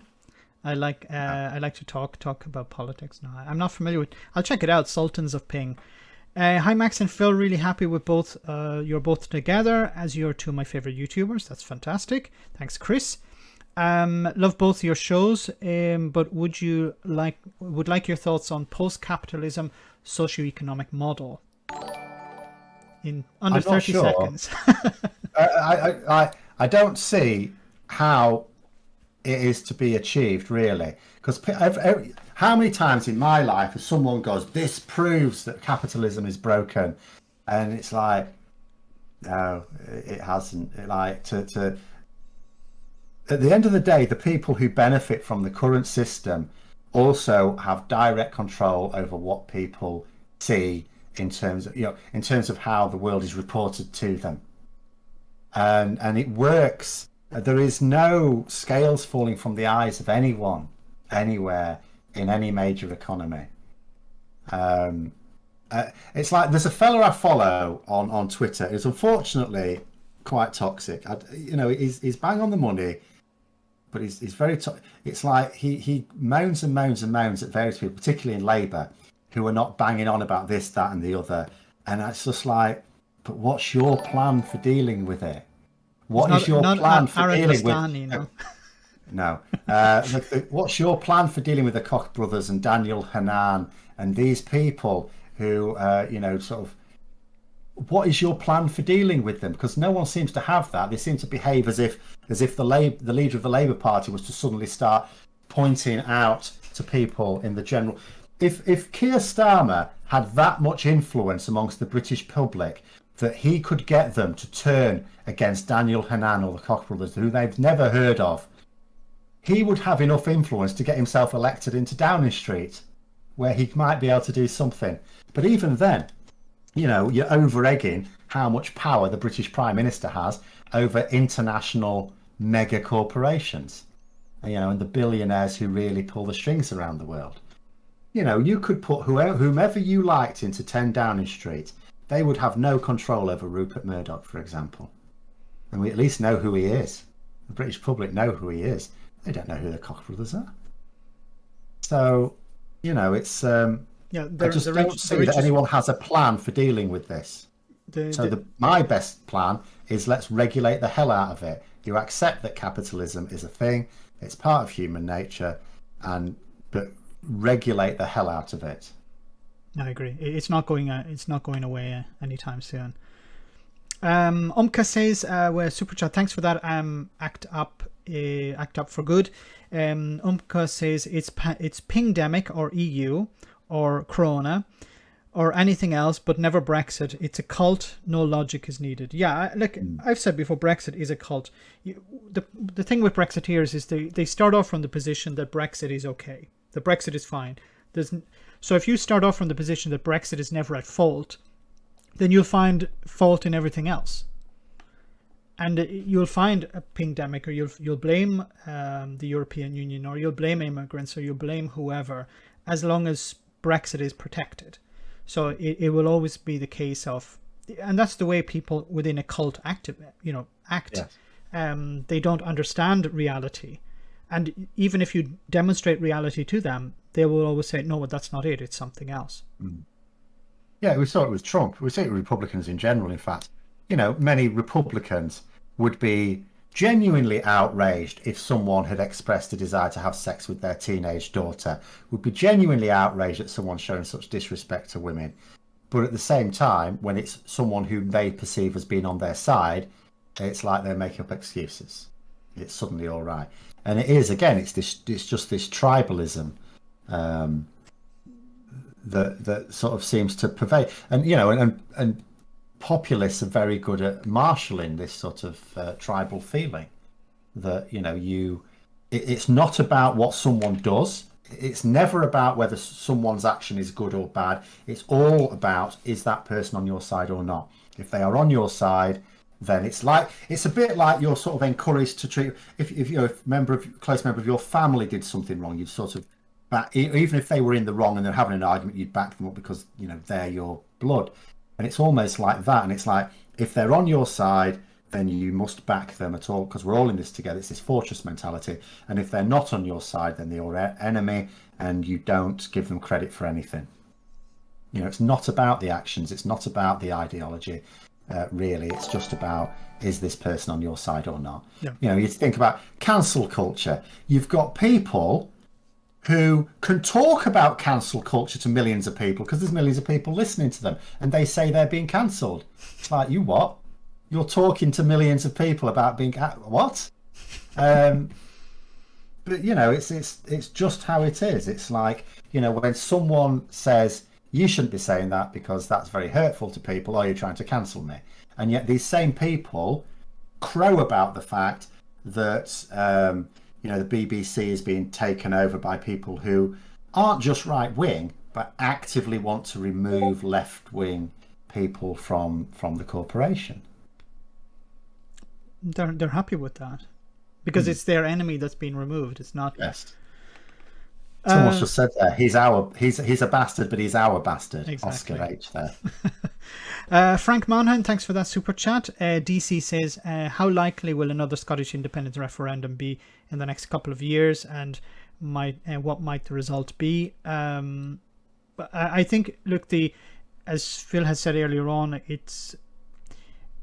Nicola Sturgeon has said she's going to wait until the pandemic is over, but that could be at any time. It could be, so it's difficult to predict. But I think they have the ball rolling at the moment.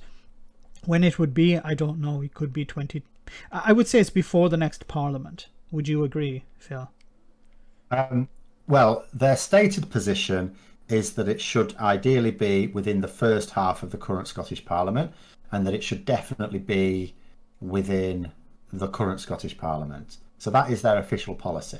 No, I was thinking of the Westminster Parliament. Westminster, well, who knows how long that might only last 5 more weeks, I don't know. So it depends when that lasts. We have no idea. Conservative HQ worked very hard this summer to put themselves in a position to trigger a general election for this November, should they so wish. There's a feeling among some Conservatives that the situation we could have a winter of discontent, that the situation could get worse year after year, that this isn't just a bad patch. If they thought it was just a bad patch, they'd just weather it and get through. But if they believe that at the moment the polling is such that they'll probably keep their majority because Labour is still in disarray and may not go for the electoral pact with the Lib Dems, and they're not really in a position to really go for it quickly if you bounce them into an early general election, then they might well do that. At the same time, if they think that either they could weather this, or that it would be too risky at the moment. Then they'll put it off till next year, or the standard wisdom says they'll do it in 2023, but at the moment we're not in standard times. So they want to do it as early as possible. The other thing is, if they want to benefit from Boris Johnson's star quality, they can't keep up for too long, because I think they know they can't keep him on as Prime Minister for too long unless they guarantee themselves yet another 5 years. It's like if they were to have a general election this November and win a majority again, he'd be secure for at least 2 more years. They wouldn't have to worry about it as long as he won a majority. Whereas at the moment, because it's probably the case that they daren't wait until 2024, and they might not even dare wait till 2023. It's a bit like looking at it and thinking, well, we may have to get rid of him sooner rather than later. So it might be the case that you realistically have to have that election either at the end of this year or early next year, or Labour, because all it takes is for Labour to get their act together, and they'll know that. It doesn't take much at the moment. Labour have lost a bit of ground in the polls again this week, but they haven't lost it to the Conservatives. They've lost it to other parties.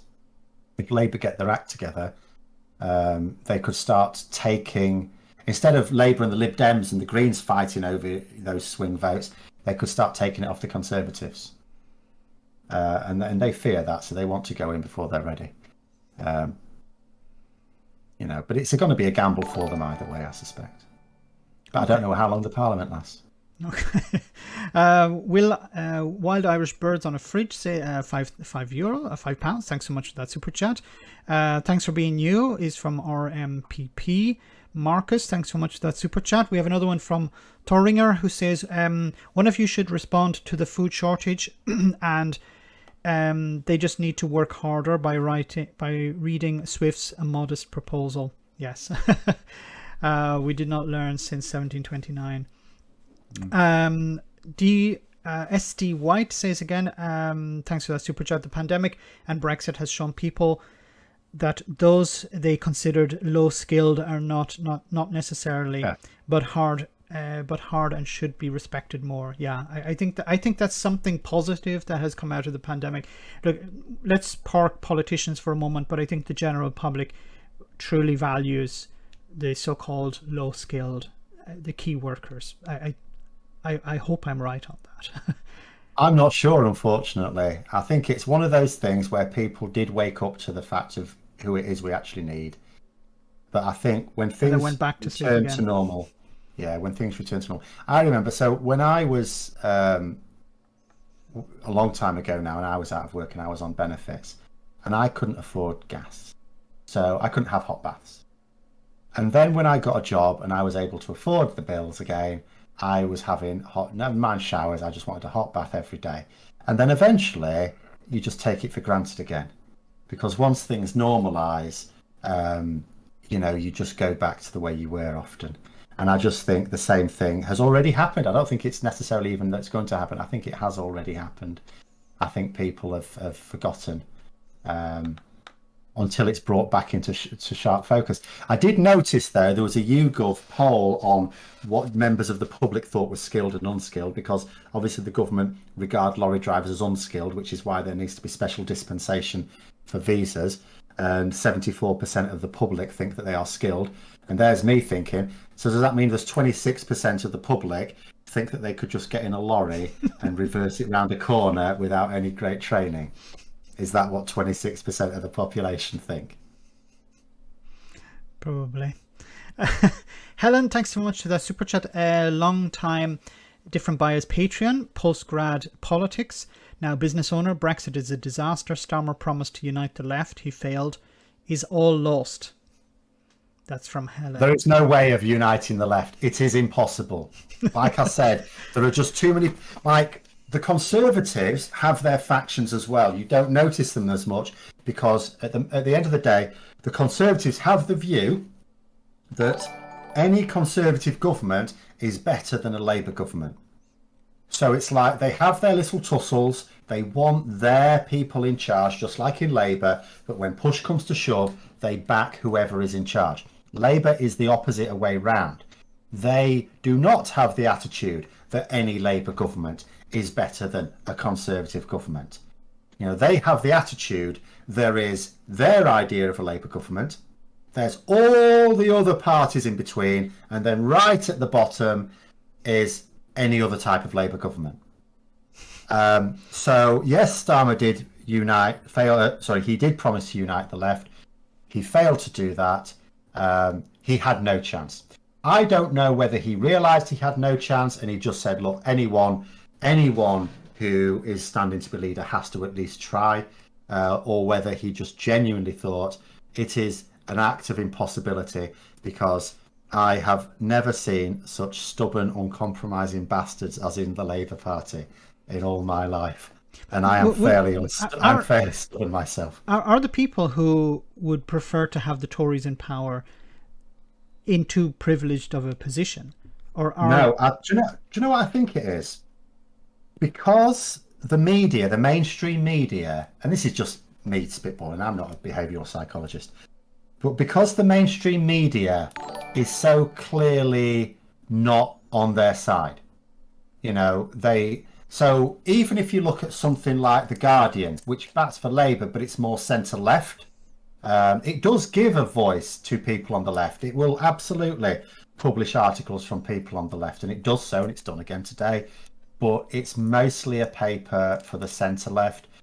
So the left, hard or soft, doesn't matter, the far left do not have mainstream media that speaks to them. Now, in a situation like that, what do? You inevitably are then drawn to more independent media. And how, if you don't have critical thinking skills, are you to determine which are the good ones and which ones are just selling you a dream?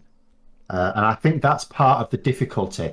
See, Conservatives can read the Times or the Telegraph or the Mail, the Sun if they really challenged. And they can find a newspaper that speaks to them, so they don't necessarily need to get sucked into random channels from people who may be talking absolute crap. They may be talking absolute crap deliberately or accidentally. Whereas I do think people on the left in this country, because they don't have any mainstream media on their side, and that itself should be a bit of a warning to us, that that's because we're massively in the minority in this country. But because we don't have that media, you'll naturally be drawn to ones that do speak to you, and there isn't necessarily the same sort of editorial standards. And I think that's part of the problem. And a lot of these media push this idea of fortress mentality.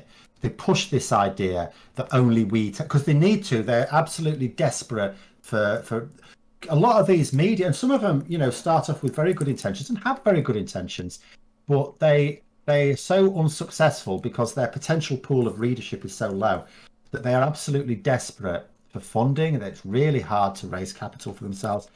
So they need to convince these people that only they tell the unvarnished truth, that only they will tell it how it is.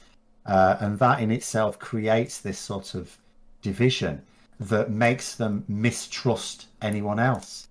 And that's, just what I think is largely a problem with people in the left that isn't necessarily as big a problem if you're on the right. And in a sense, it is holding back the Labour Party. It is holding them out of power. Yes. We have another super chat from Eamon, who says, I'm a bad person for trolling the Daily Mail readers in the comment section. Claude the Tiller has a dirty addiction. Okay.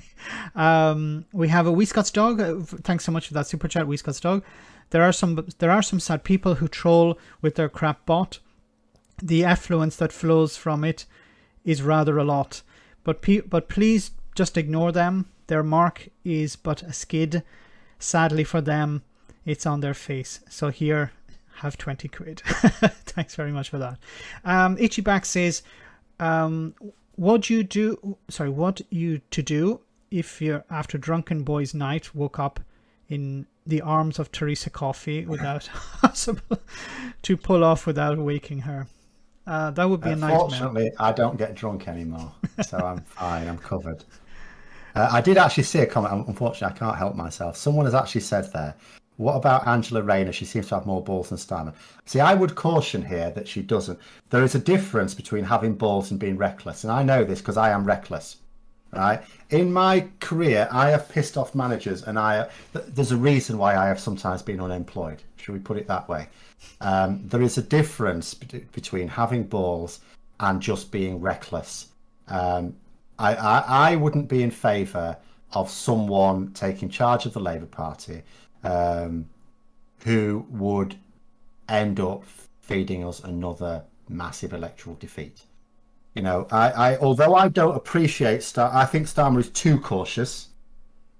At the same time, sometimes it's better to be too cautious than too reckless. Because if you are too cautious, you can always, as I say, you can always ramp up. You can fine tune it. If you are too reckless, you overshoot the line and then there's no way back. At the same time, I do think Starmer is being too cautious.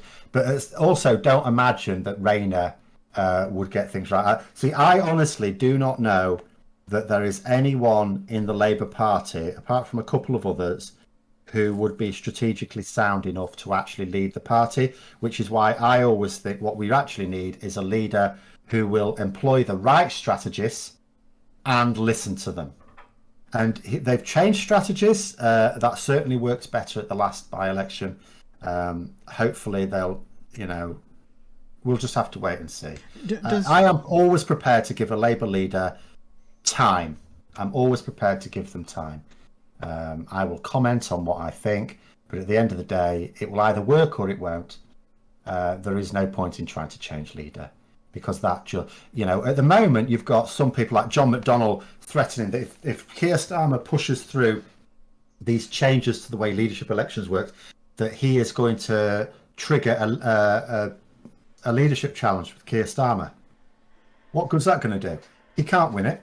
He'll be beaten hands down. All that can happen. There are the numbers in Labour to force a vote of no confidence in Keir Starmer. He will win it hands down. So what is to be achieved by? And they all know it as well, because obviously they're MPs. They know how other MPs would vote on that. What would be achieved by that? All it would do at the moment, that row is no member outside of Labour really knows about it unless they're interested enough to find out. It's totally held within the party, and I don't care. I don't care about any arguments internal. I only care when they spill out into the public. But all that would happen is you would then have that argument spill out into the public. And then Johnson would use it. Johnson would use it in the House of Commons. So you can't even keep your own party together. Yes. All you would do is help the Conservatives and weaken Labour. The best that I could hope for is it does nothing at all.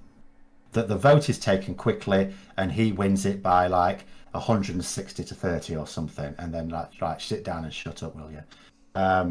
But it's like, but that is the mindset. They will happily damage the party. It's like, it's almost like this is the path we should take. This is the exact path we should take. Well, there's more people over there, so we're just going to diverge by a degree or two. No, I'd rather go in completely the opposite direction. It's literally, but we're still going in that general direction. No, I'd rather go in completely the opposite direction than diverge by even 2 degrees. And that is the attitude, unfortunately, that blights us. We have another super chat. Chris, thanks. Good job. Wild Irish Birds on a Fridge says, guys, do you think the Cabinet and Tories are in what is known as the permanent lie? The obvious denial of reality and facts is getting ridiculous. Maybe. I mean, it is said, isn't it? If you're going to be a liar, you have to have a good memory. I think they've told so many lies that it must be impossible to keep track. And I think that, like, Boris Johnson is so effective at it. Do you know what? Because unlike someone trying to keep on top of their lies, he doesn't care. He just lies about, like this week earlier. What did he lie about this time? Oh, he never said that. He said, I've always said that it will be difficult to get a US trade deal. It's like there's clips of him saying how easy it would be. We're going to get this deal. We're going to get that deal. Oh no, that was Trump saying that. That's your lips moving. in 2016 before Trump was even president, and also stood next to Trump. We can tell which one's talking. It's the one that hasn't got orange war paint on his face. And but he doesn't bother to try and work out what lie he's told. He just lies. He just says whatever he needs to do to get out of that question at that time, even if there's clear evidence that contradicts it. He doesn't care. Whereas I think some of them who maybe haven't got the nerve to be that blatant a liar, can sometimes get unstuck because they'll genuinely try to stick to the lie, but they're told so many they've forgotten what the lie is today. Or they're rolled out on TV and they have to defend Boris Johnson lying about something that they know that he was lying about, and they know they can't defend. Oh yeah, well sometimes you do. Sometimes you see that. The best one I ever saw of a brain rebelling in real time was Michael Gove after the Dominic Cummings affair, when he was trying to say that not only is it reasonable to test if you're blind or not by driving your young family in a car, but that he had done it. It was such a reasonable thing to do. He was like, oh yeah, I've done that. And you could see as he was trying to get his way through it, his brain was going, you what? Where have you hidden your stash? What are you saying? So sometimes you can sort of see their brains trying to stop their mouths saying the things they're saying because they know how utterly ridiculous it is. But Johnson is so good at it because he has no shame at all. None at all. He just lives in a fantasy land. Here's a question. What do you think Johnson is like away from the camera in real life? So away from politics. Do you think he's exactly the same, or do you think he's different? No, I know he's different because people too close to him say he's different. Like socially, he's very affable. All he wants is for people. He just wants people to have fun, have a good time, and he wants them to say how great he is, and he's quite happy to say how great they are. But also that he's incredibly ruthless. He has deliberately, and we've known this for many years, he's deliberately put on this persona of this buffoon. And I will sometimes point out his buffoonery, but it is an act.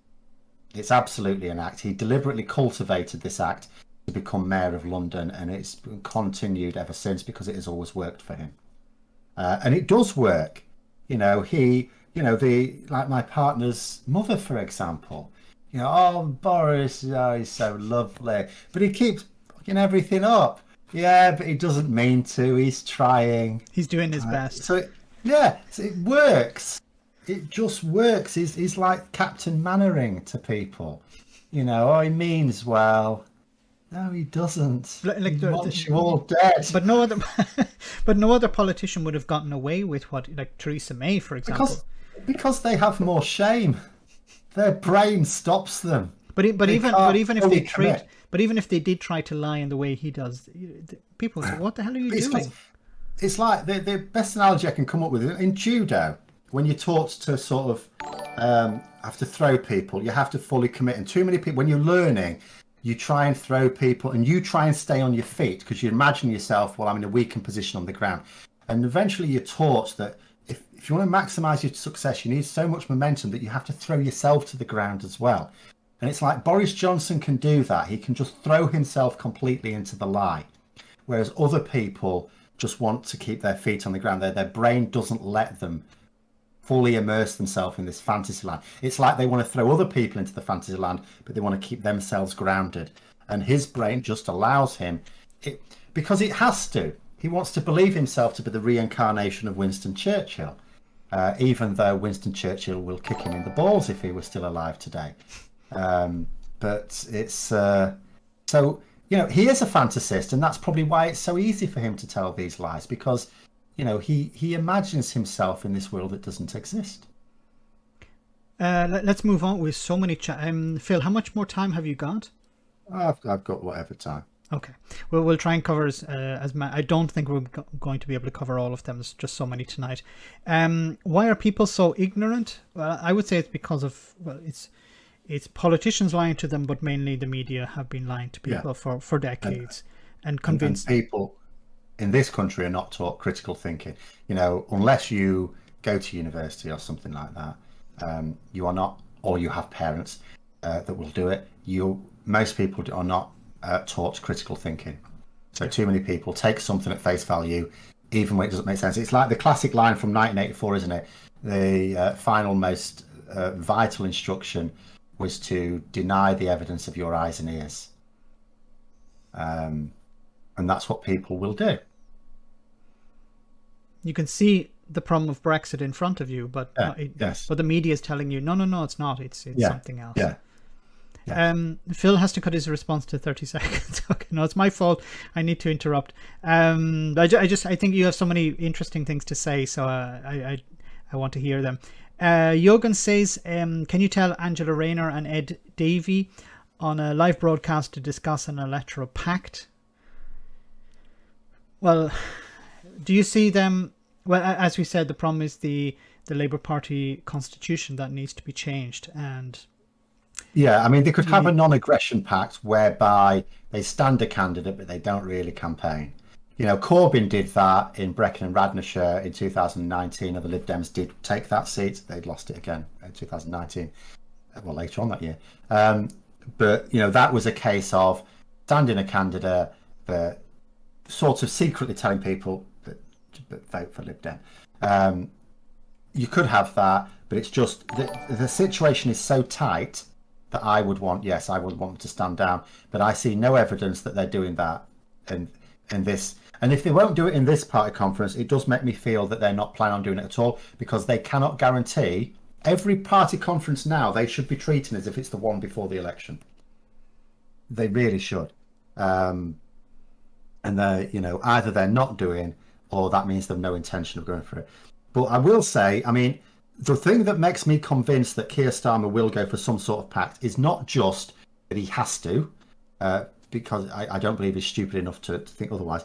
It's that he has actually politically effectively said he would. Because when he was asked relatively recently about the prospect, instead of saying, oh, you know, no, or anything like that, he did say there is definitely an argument for it, which is a politician's way of saying, yeah, I think that too. The person to work on, as I've said there, is actually Sir Ed Davey, leader of the Lib Dems, because he at the moment has not been so friendly towards the concept. But I do not believe that the Lib Dems would turn down a pact at all. It's definitely in their interest. They're not the force they used to be. No. GC £20, thanks so much for that. George, have you read Global Britain in a Competitive Age policy document, and what do you think of it? I haven't read it. Have you read it? I have, but I will not recall which one it is. It's very relevant. There's a few like this I've read, and I wouldn't necessarily know which one it was. Who wrote it? And then that might... there's no mention. Maybe in the chat someone will say. We have Krogog98 says, as how realistic do you both evaluate the chances of a success of the Labour Party in an election? Well, it depends on what you mean by success, because winning outright is not going to happen. There isn't, the mathematics doesn't support that. I think the best they can get is a hung parliament where they go into coalition with some of the other parties. I don't see them actually going into coalition with the SNP. They may get some support from the SNP on particular policies, but definitely a minority government. And in fact, they would have to vocally disown any idea of a coalition with the SNP. The Conservatives have used that as a stick to beat Labour with for the past 3 general elections. The idea that, you know, it will mean a Labour SNP coalition. But yes, I mean, at the end of the day, there's so much left to fix anyway. All Labour will be able to put in place all sorts of things that will get common agreement amongst the Lib Dems, the Greens, and the SNP anyway. So there's plenty to do, and electoral reform will also suit all of them. Yeah, maybe less so the SNP, but I think they'll still go along with it. Rob Helpen, thanks for that super chat. Reagan Elite for the moderators tonight. The moderators, I have to say a massive thank you to the moderators. They're doing a wonderful job, and we've had a lot of trouble tonight on the chat, so they've done a great job in getting rid of that. Jawaku says, is the left-right political paradigm still relevant? Yeah, this is an interesting question. Would it be more useful to see a spectrum between those who believe in classical liberal values versus those who are ideologically rigid and favour authoritarianism? I mean, there is still a place for discussing left and right, but it is also a fact that you can be sort of left wing on one issue and right wing on another. Like people in Britain, for example, are quite so like we favour nationalised healthcare systems, for example. We would be in favour of nationalised social care systems, good comprehensive education for everyone. So there's things like that. At the same time, we also can't deny that, you know, a lot of people in this country are quite right wing when it comes to sort of justice. The idea of instead of, well, basically, if someone does wrong, you punish them and you punish them harshly. Chuck them in jail. If they do something really bad, throw away the key. So there are, you know, so there are elements to which you can look at a person and say that, you know, they may be on balance left wing, but they don't share all left wing values. They may have some right wing tendencies as well, certainly. But I still think we can still talk in terms of left and right wing on certain issues, and indeed with certain people, because I don't really identify any right wing ideology that I would that would represent me or my outlook. But there are people who do have a mix of both. Yeah, I agree, and I also like an extension of this is the idea of what, for example, what we regard as working class today. There was a time where working class had a pretty clear definition, but now today, what does working class mean? I have no idea. Yeah. Chris says, thanks for that super chat, Chris. Liz Truss could get her first legit trade deal with Scotland. Okay. Ellie, thanks so much for that super chat. Joe Green, thanks a lot. Hert, shouldn't England have a parliament? Can this democratic deficit be solved? Thanks for that super chat. What do you think? An English devolution for England? It has there's devolution for Scotland and Wales and Northern Ireland. The problem is, I would be in favour of it, and it wouldn't work for England. It's too big. You know, Scotland has 5 million people. Wales has like a few million people. England, it's 55 million people. So it would need to be split up. You know, Northerners aren't going to share a parliament with Southerners, and but at the same time, there just isn't that. The problem is, it sometimes annoys me when we've got people in Scotland saying that Westminster is basically English Parliament and things like this, and it's like, but it's not. But at the same time, it's very pervasive, and it exists in England as well. Like, there's a lot of people in England. There was like Tony Blair tried to encourage devolution in England, and there just wasn't the support for it, and it's because like people just thought, well, what do we need that for? We've got Westminster. So it's like people in England also think of it as the English Parliament as well. It's all very messy, and yet at the same time, then they turn around and say, well, you know, our regional concerns aren't being listened to. Well, that's because you don't have a regional legislature. You know, Scotland has the Scottish Parliament, Wales has the Welsh Parliament now. You know, we don't have anything like that. We have some elected mayors, but they have limited powers. And as we've discovered in the last year, if the government don't like what they're doing, they can just go in and overrule them anyway. So we have no devolution in England really worth the name. People don't want it. Could you see if Labour backed it? Do you think people would support it? No. I guess it depends on what because they tried. I mean, you know, Tony Blair was a more persuasive politician than Starmer. I mean, you know, let us be clear about this. My support for Starmer is, one, because he is the Labour leader. I don't want them chopping and changing. And two, who else was there? Was I going to pick Rebecca Long Bailey? Behave yourself. So there was no other option. But at the end of the day, I know well his faults. Tony Blair was a much more persuasive politician, and he couldn't persuade people for greater devolution in England. So what? But times have changed. No. There's no great call for it, and the media will still be dead against it. The media want to centralise power. They didn't even like Scottish devolution, Welsh devolution. The thing is, and this is why they hate the EU so much. It's impossible to corrupt the EU. There's too many people. Whereas with Westminster, you only need to corrupt a small number of people, and it doesn't cost very much to buy them off, and you've got a massive amount of influence. So they don't like the idea of devolution because it means there's more people that you need to try and get on your side to push your agenda. And as I say, in something as large and complex as the EU, it's impossible, absolutely impossible to bribe enough people. And we've seen that when it comes to, for example, Facebook and Google. Yes, but I'm not saying that they tried to bribe it, but they were not in a position to push them around. No leverage at all. Absolutely no leverage. And all of these threats, we'll just pull out then. I mean, frankly, we should just say, go on then. Yeah. Come on, you lose all your money. But yeah, the EU, there is no one they can persuade of their point of view because no one person is that powerful. I'll just move on. Helen Jigan says, I didn't read out your super chat. I think I did. Apologies if I didn't. I don't see it on the screen.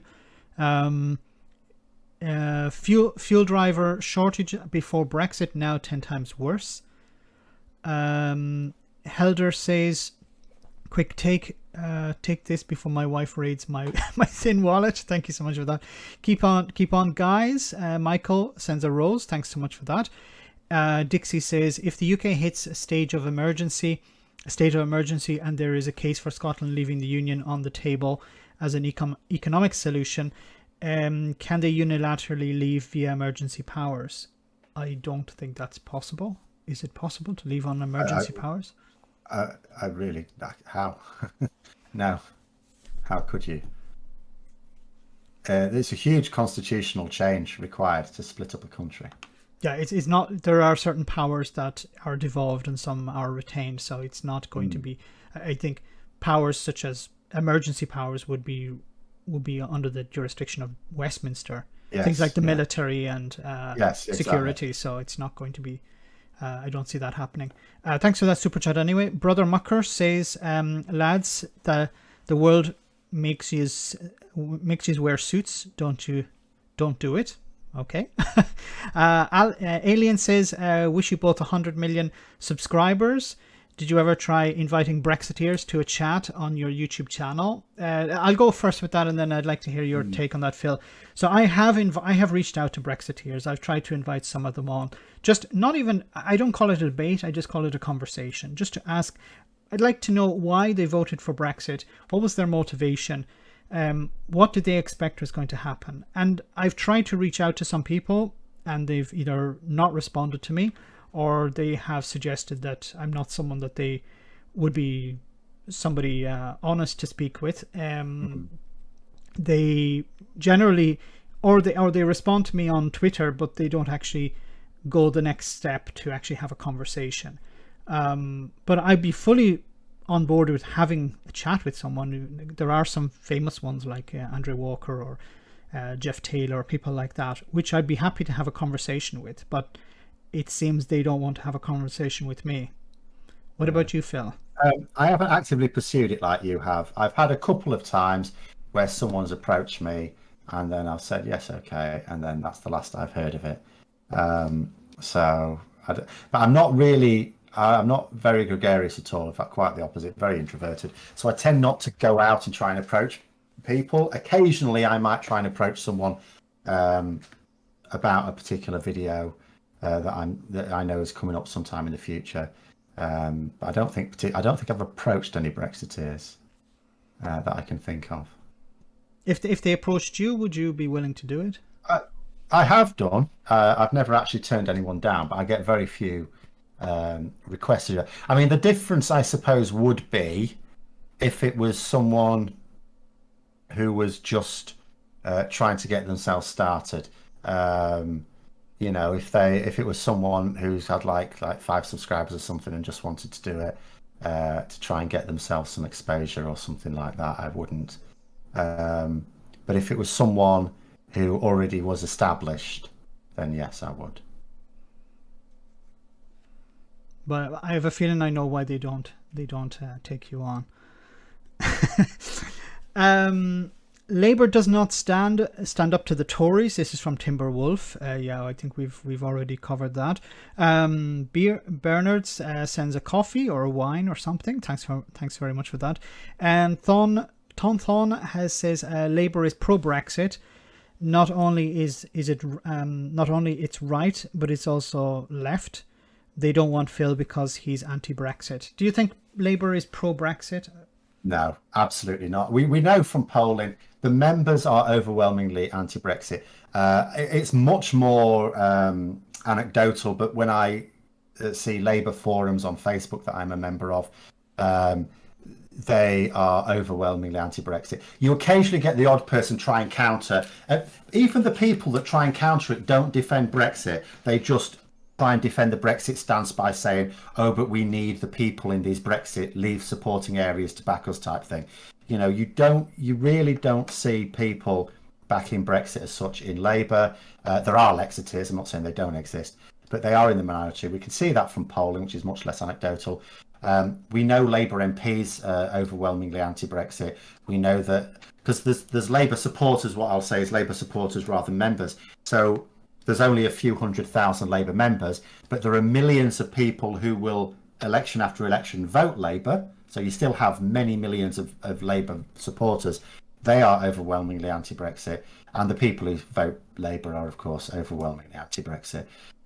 We could see this. We had a pro-Brexit leader of Labour, and yet look what he had to do. He had to back a position, which he kicked like a donkey against, of offering a vote on the final terms of the deal with Remain as an option. He was dragged kicking and screaming to that position. It took nearly a full year, but that is because the party, even Momentum, you consider Momentum, which was the group that was created to support Corbyn's leadership, they were anti-Brexit. So it's a bit like in the Conservatives. They know Boris Johnson's incompetent. They just accept that as a price to pay for the fact he gets them votes. It's like Momentum almost accepted Corbyn's Euroscepticism as the price they had to pay for the fact they liked everything else about him. Labour is on no level and has never been. Well, it hasn't really, but it's certainly not anti-EU. It is pro-EU. The majority of people in Labour would like to rejoin the EU. The only people, apart from the genuine Lexiteers, that throw caution on that are the ones who genuinely worry that it would put off too many voters. But the argument still has to be there are more of the people who might vote Labour, more of them want to reverse Brexit than to keep it. I agree. I think we get this impression that they're pro-Brexit, but no. Corbyn held some anti-European views in the past, but as you said, he was in a sense dragged kicking and screaming to a position where he would support a second referendum. I think the Labour Party represents a wide church. There are a lot of different views within the party, and some of them maybe appear louder than others, or louder than they actually are. Let's move on. No diesel here in the southwest, says Helen. That's not good. Stefan, thanks, says thank you. Milo says, have you heard of organizing the left is like herding cats? That's true. Yes. Pedro, £5. Thanks so much for that. Dixie again. Ed Miliband took Boris Johnson down better than anyone on the current Labour front bench. Who would have thought that? Yeah, I'm really impressed with Ed Miliband. What do you think about him? Ed Miliband was always very good in these things, but he was just a shocking leader. He. That's the thing as well. There's like different qualities you need. Sometimes people say we should have this leader either because they think that they align with their policies or because they like this aspect of their character. The qualities needed to be a successful leader of the Labour Party are manifold. Starmer doesn't have all of them, but then I can't think of anyone who does have all of them. That's one of the that's one of the things.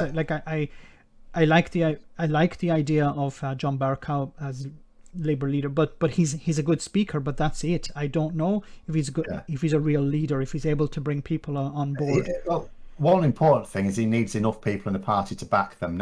Any leader has to lead by consent. John Bercow, of course, was a Conservative. He's joined the Labour Party, but I would look at that as not so much that he's travelled that far to the left, but that he's just disowned the current Conservative Party. And it could well be that at some point in the future, if the Conservative Party returns to more moderate roots, that he would rejoin the Conservative Party. That's how I would see that one. I don't know who would be the ideal Labour leader at the moment. There were a few possibles. Angela Rayner I would have been interested in as she stood, but she didn't. And the fact that she wouldn't stand, for me, sort of rules her out in the future, because I would want to know from her, why did you think you were too weak to be the leader before, but not now?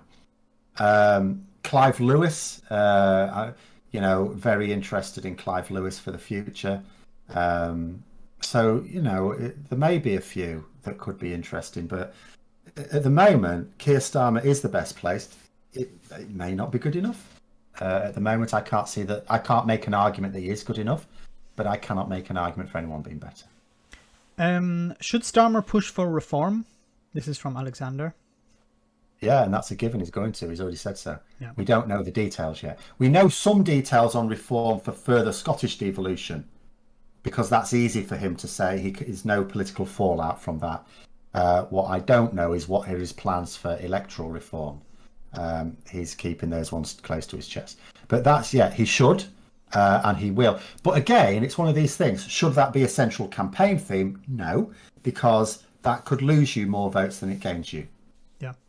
So they need to keep that one in the manifesto, but not a campaign slogan. Monkeytron says, no, Phil, we don't need another Blair. That'd be pointless. No, we don't. No. But it would be nice if we had someone with the same leadership qualities. We just want someone who maybe has a bit more respect for Parliament, a bit more respect for the law, and but if we had someone who could put down Conservatives like he could, and had the leadership qualities of that would be brilliant right now. Basically, what we want is an honest Blair. Not too honest. No politician could be that honest. I'm not that naive. Some people have actually talked about him coming back. Yeah, it's not happening.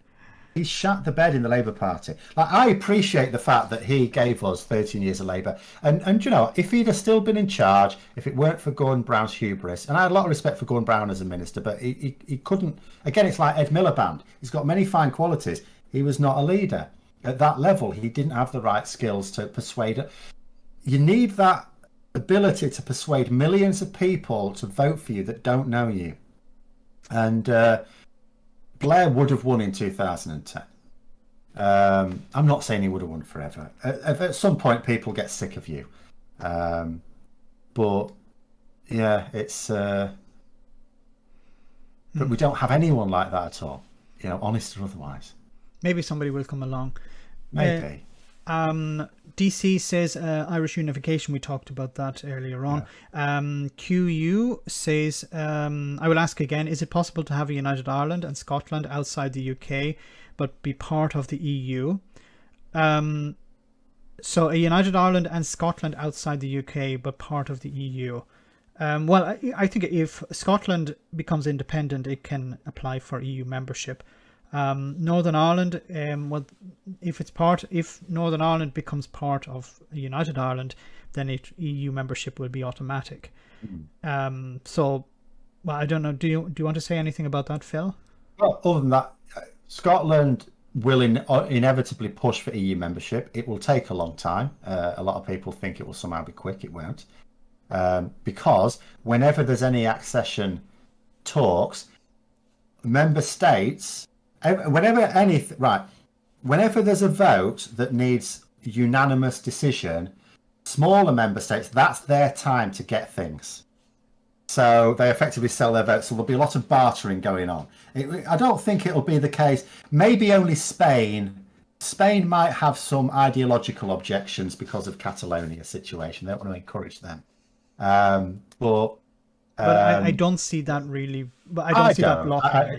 No, I've not seen anything that suggests that would be a block to it. But it could take time because there'll be a lot of bartering amongst member states who will want their own concessions in because that's how the smaller nations get anything. It's when the bigger nations want them to vote a particular way, and it's on something that has to be unanimous. It's like, right, this is our time to make a few quid, so to speak. Let's move on. Keep up the good work, Max and Phil. Thanks. That's from Cavanlad. Can you do this more often? Two of my favorite YouTubers, even if you keep spreading such spurious things as facts. Thank you for being such necessary voices. Yeah, I'd love to do it again with Phil. I can. Yeah. And maybe we can have some other people on as well. The official government version of the Prime Minister forward. That's from George.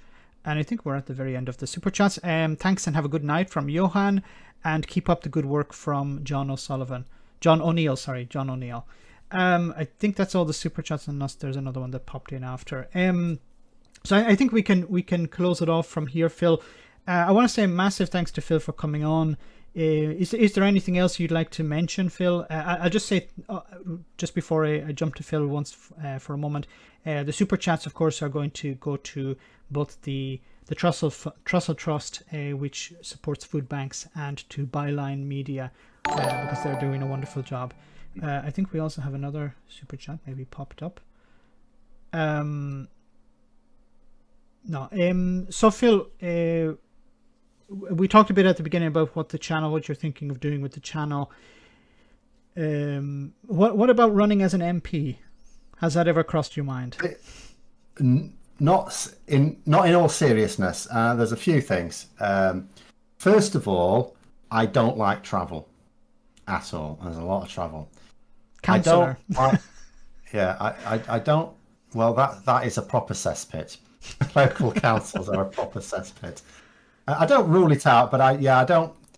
I don't like London. It's nothing against Londoners. I just don't like busy places. And also, it's so I hadn't. The travel would just, the work-life balance is rubbish. Here it's brilliant. I can, my partner works. She's actually now got to go into the office 2 days a week, but she here the other 3 days, and I can just do a bit of writing or do a bit of recording, and then I just go and sit with her and the dogs for a bit, and then come back in just like that, and that's really nice. And yet, being an MP would mean being away from the family life for quite a long time, and you have to pretend to be nice to people, because although I say, I don't get any benefit from Conservative MPs, and they never show any sympathy to my situation. And it's like, I don't blame them in many ways, because what I'm ultimately asking them to do is vote against their ideology in Parliament. So I can't criticise them as such. I can criticise my current one. My past, when I moved, the previous one was fine. She was very civil. She wouldn't do what I wanted, but she was very civil about it. The current one's just a bell end. But you'd sort of have to, sort of say to people, right, I see where you're coming from, but and be nice about it. But it says, but our party's position is this, and this,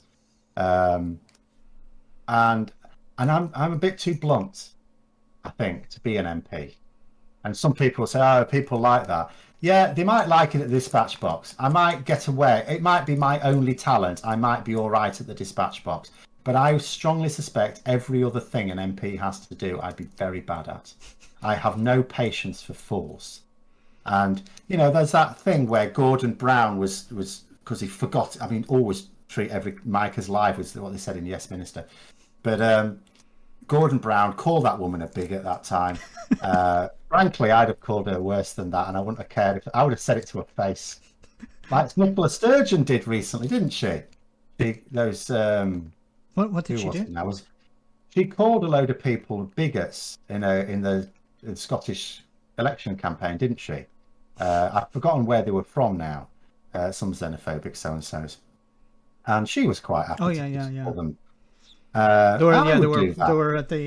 were marching in the streets or something after a football match or something like that. Can't remember what this was, but anyway, I would do that, but that would offend a lot of people's sensibilities.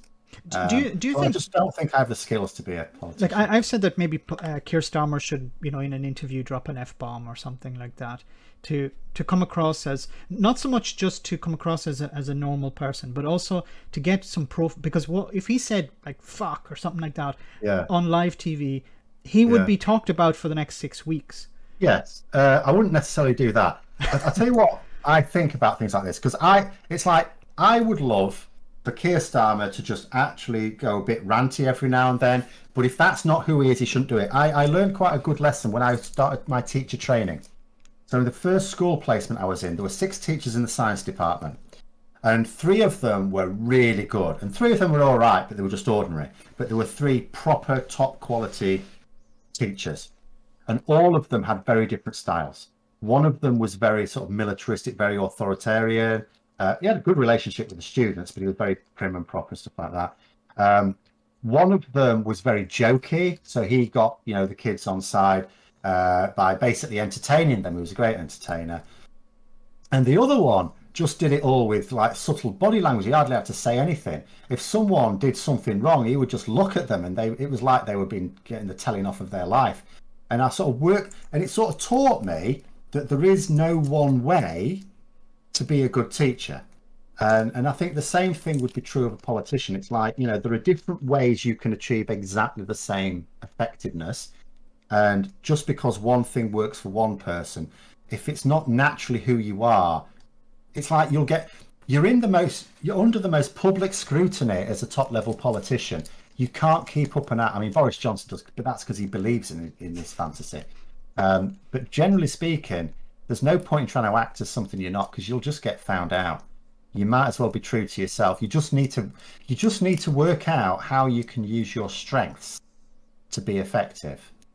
And maybe what Starmer needs is, and it sounds a bit glib, but politicians have done this in the past. Maybe what he needs is some sort of what do you call it, like a coach for things like body language and the way you speak and things like that will sort of work with him, tailor a sort of a persona that is his. But like Margaret Thatcher did it, didn't she? Yeah. And even Tony Blair took lessons in all this nonsense that I can't see on the camera. All that crap that Starmer used to do, that Blair used to do, was taught. It's not how he naturally was. He just learnt it. Boris Johnson's buffoon persona was advised to him. Yeah, so maybe he just needs someone to do that. We have another super chat from Derek. Thanks for that. And just one from Hedler, who says, "Hey Phil and Max, Big Mash Studios and Daily Blase, you should do a hookup. 2 great channels." Okay, we'll have a look into that. Okay, so I let Phil go because we've been on for almost 3 hours and he probably has things to do. So I want to say massive thank you to Phil, massive thank you to everyone who came on tonight for those super chats, greatly appreciated. As always, you guys make the channel as well. And thanks for all those super chats, because we're going to send them on to charity as soon as we have all the numbers together. Thanks again, Phil, and keep up the good work at the channel. I look forward to the next video tomorrow. And I'll see all of you on Tuesday at the same time for the next live stream. Thanks a lot. Okay, good night. All right, good night, everyone.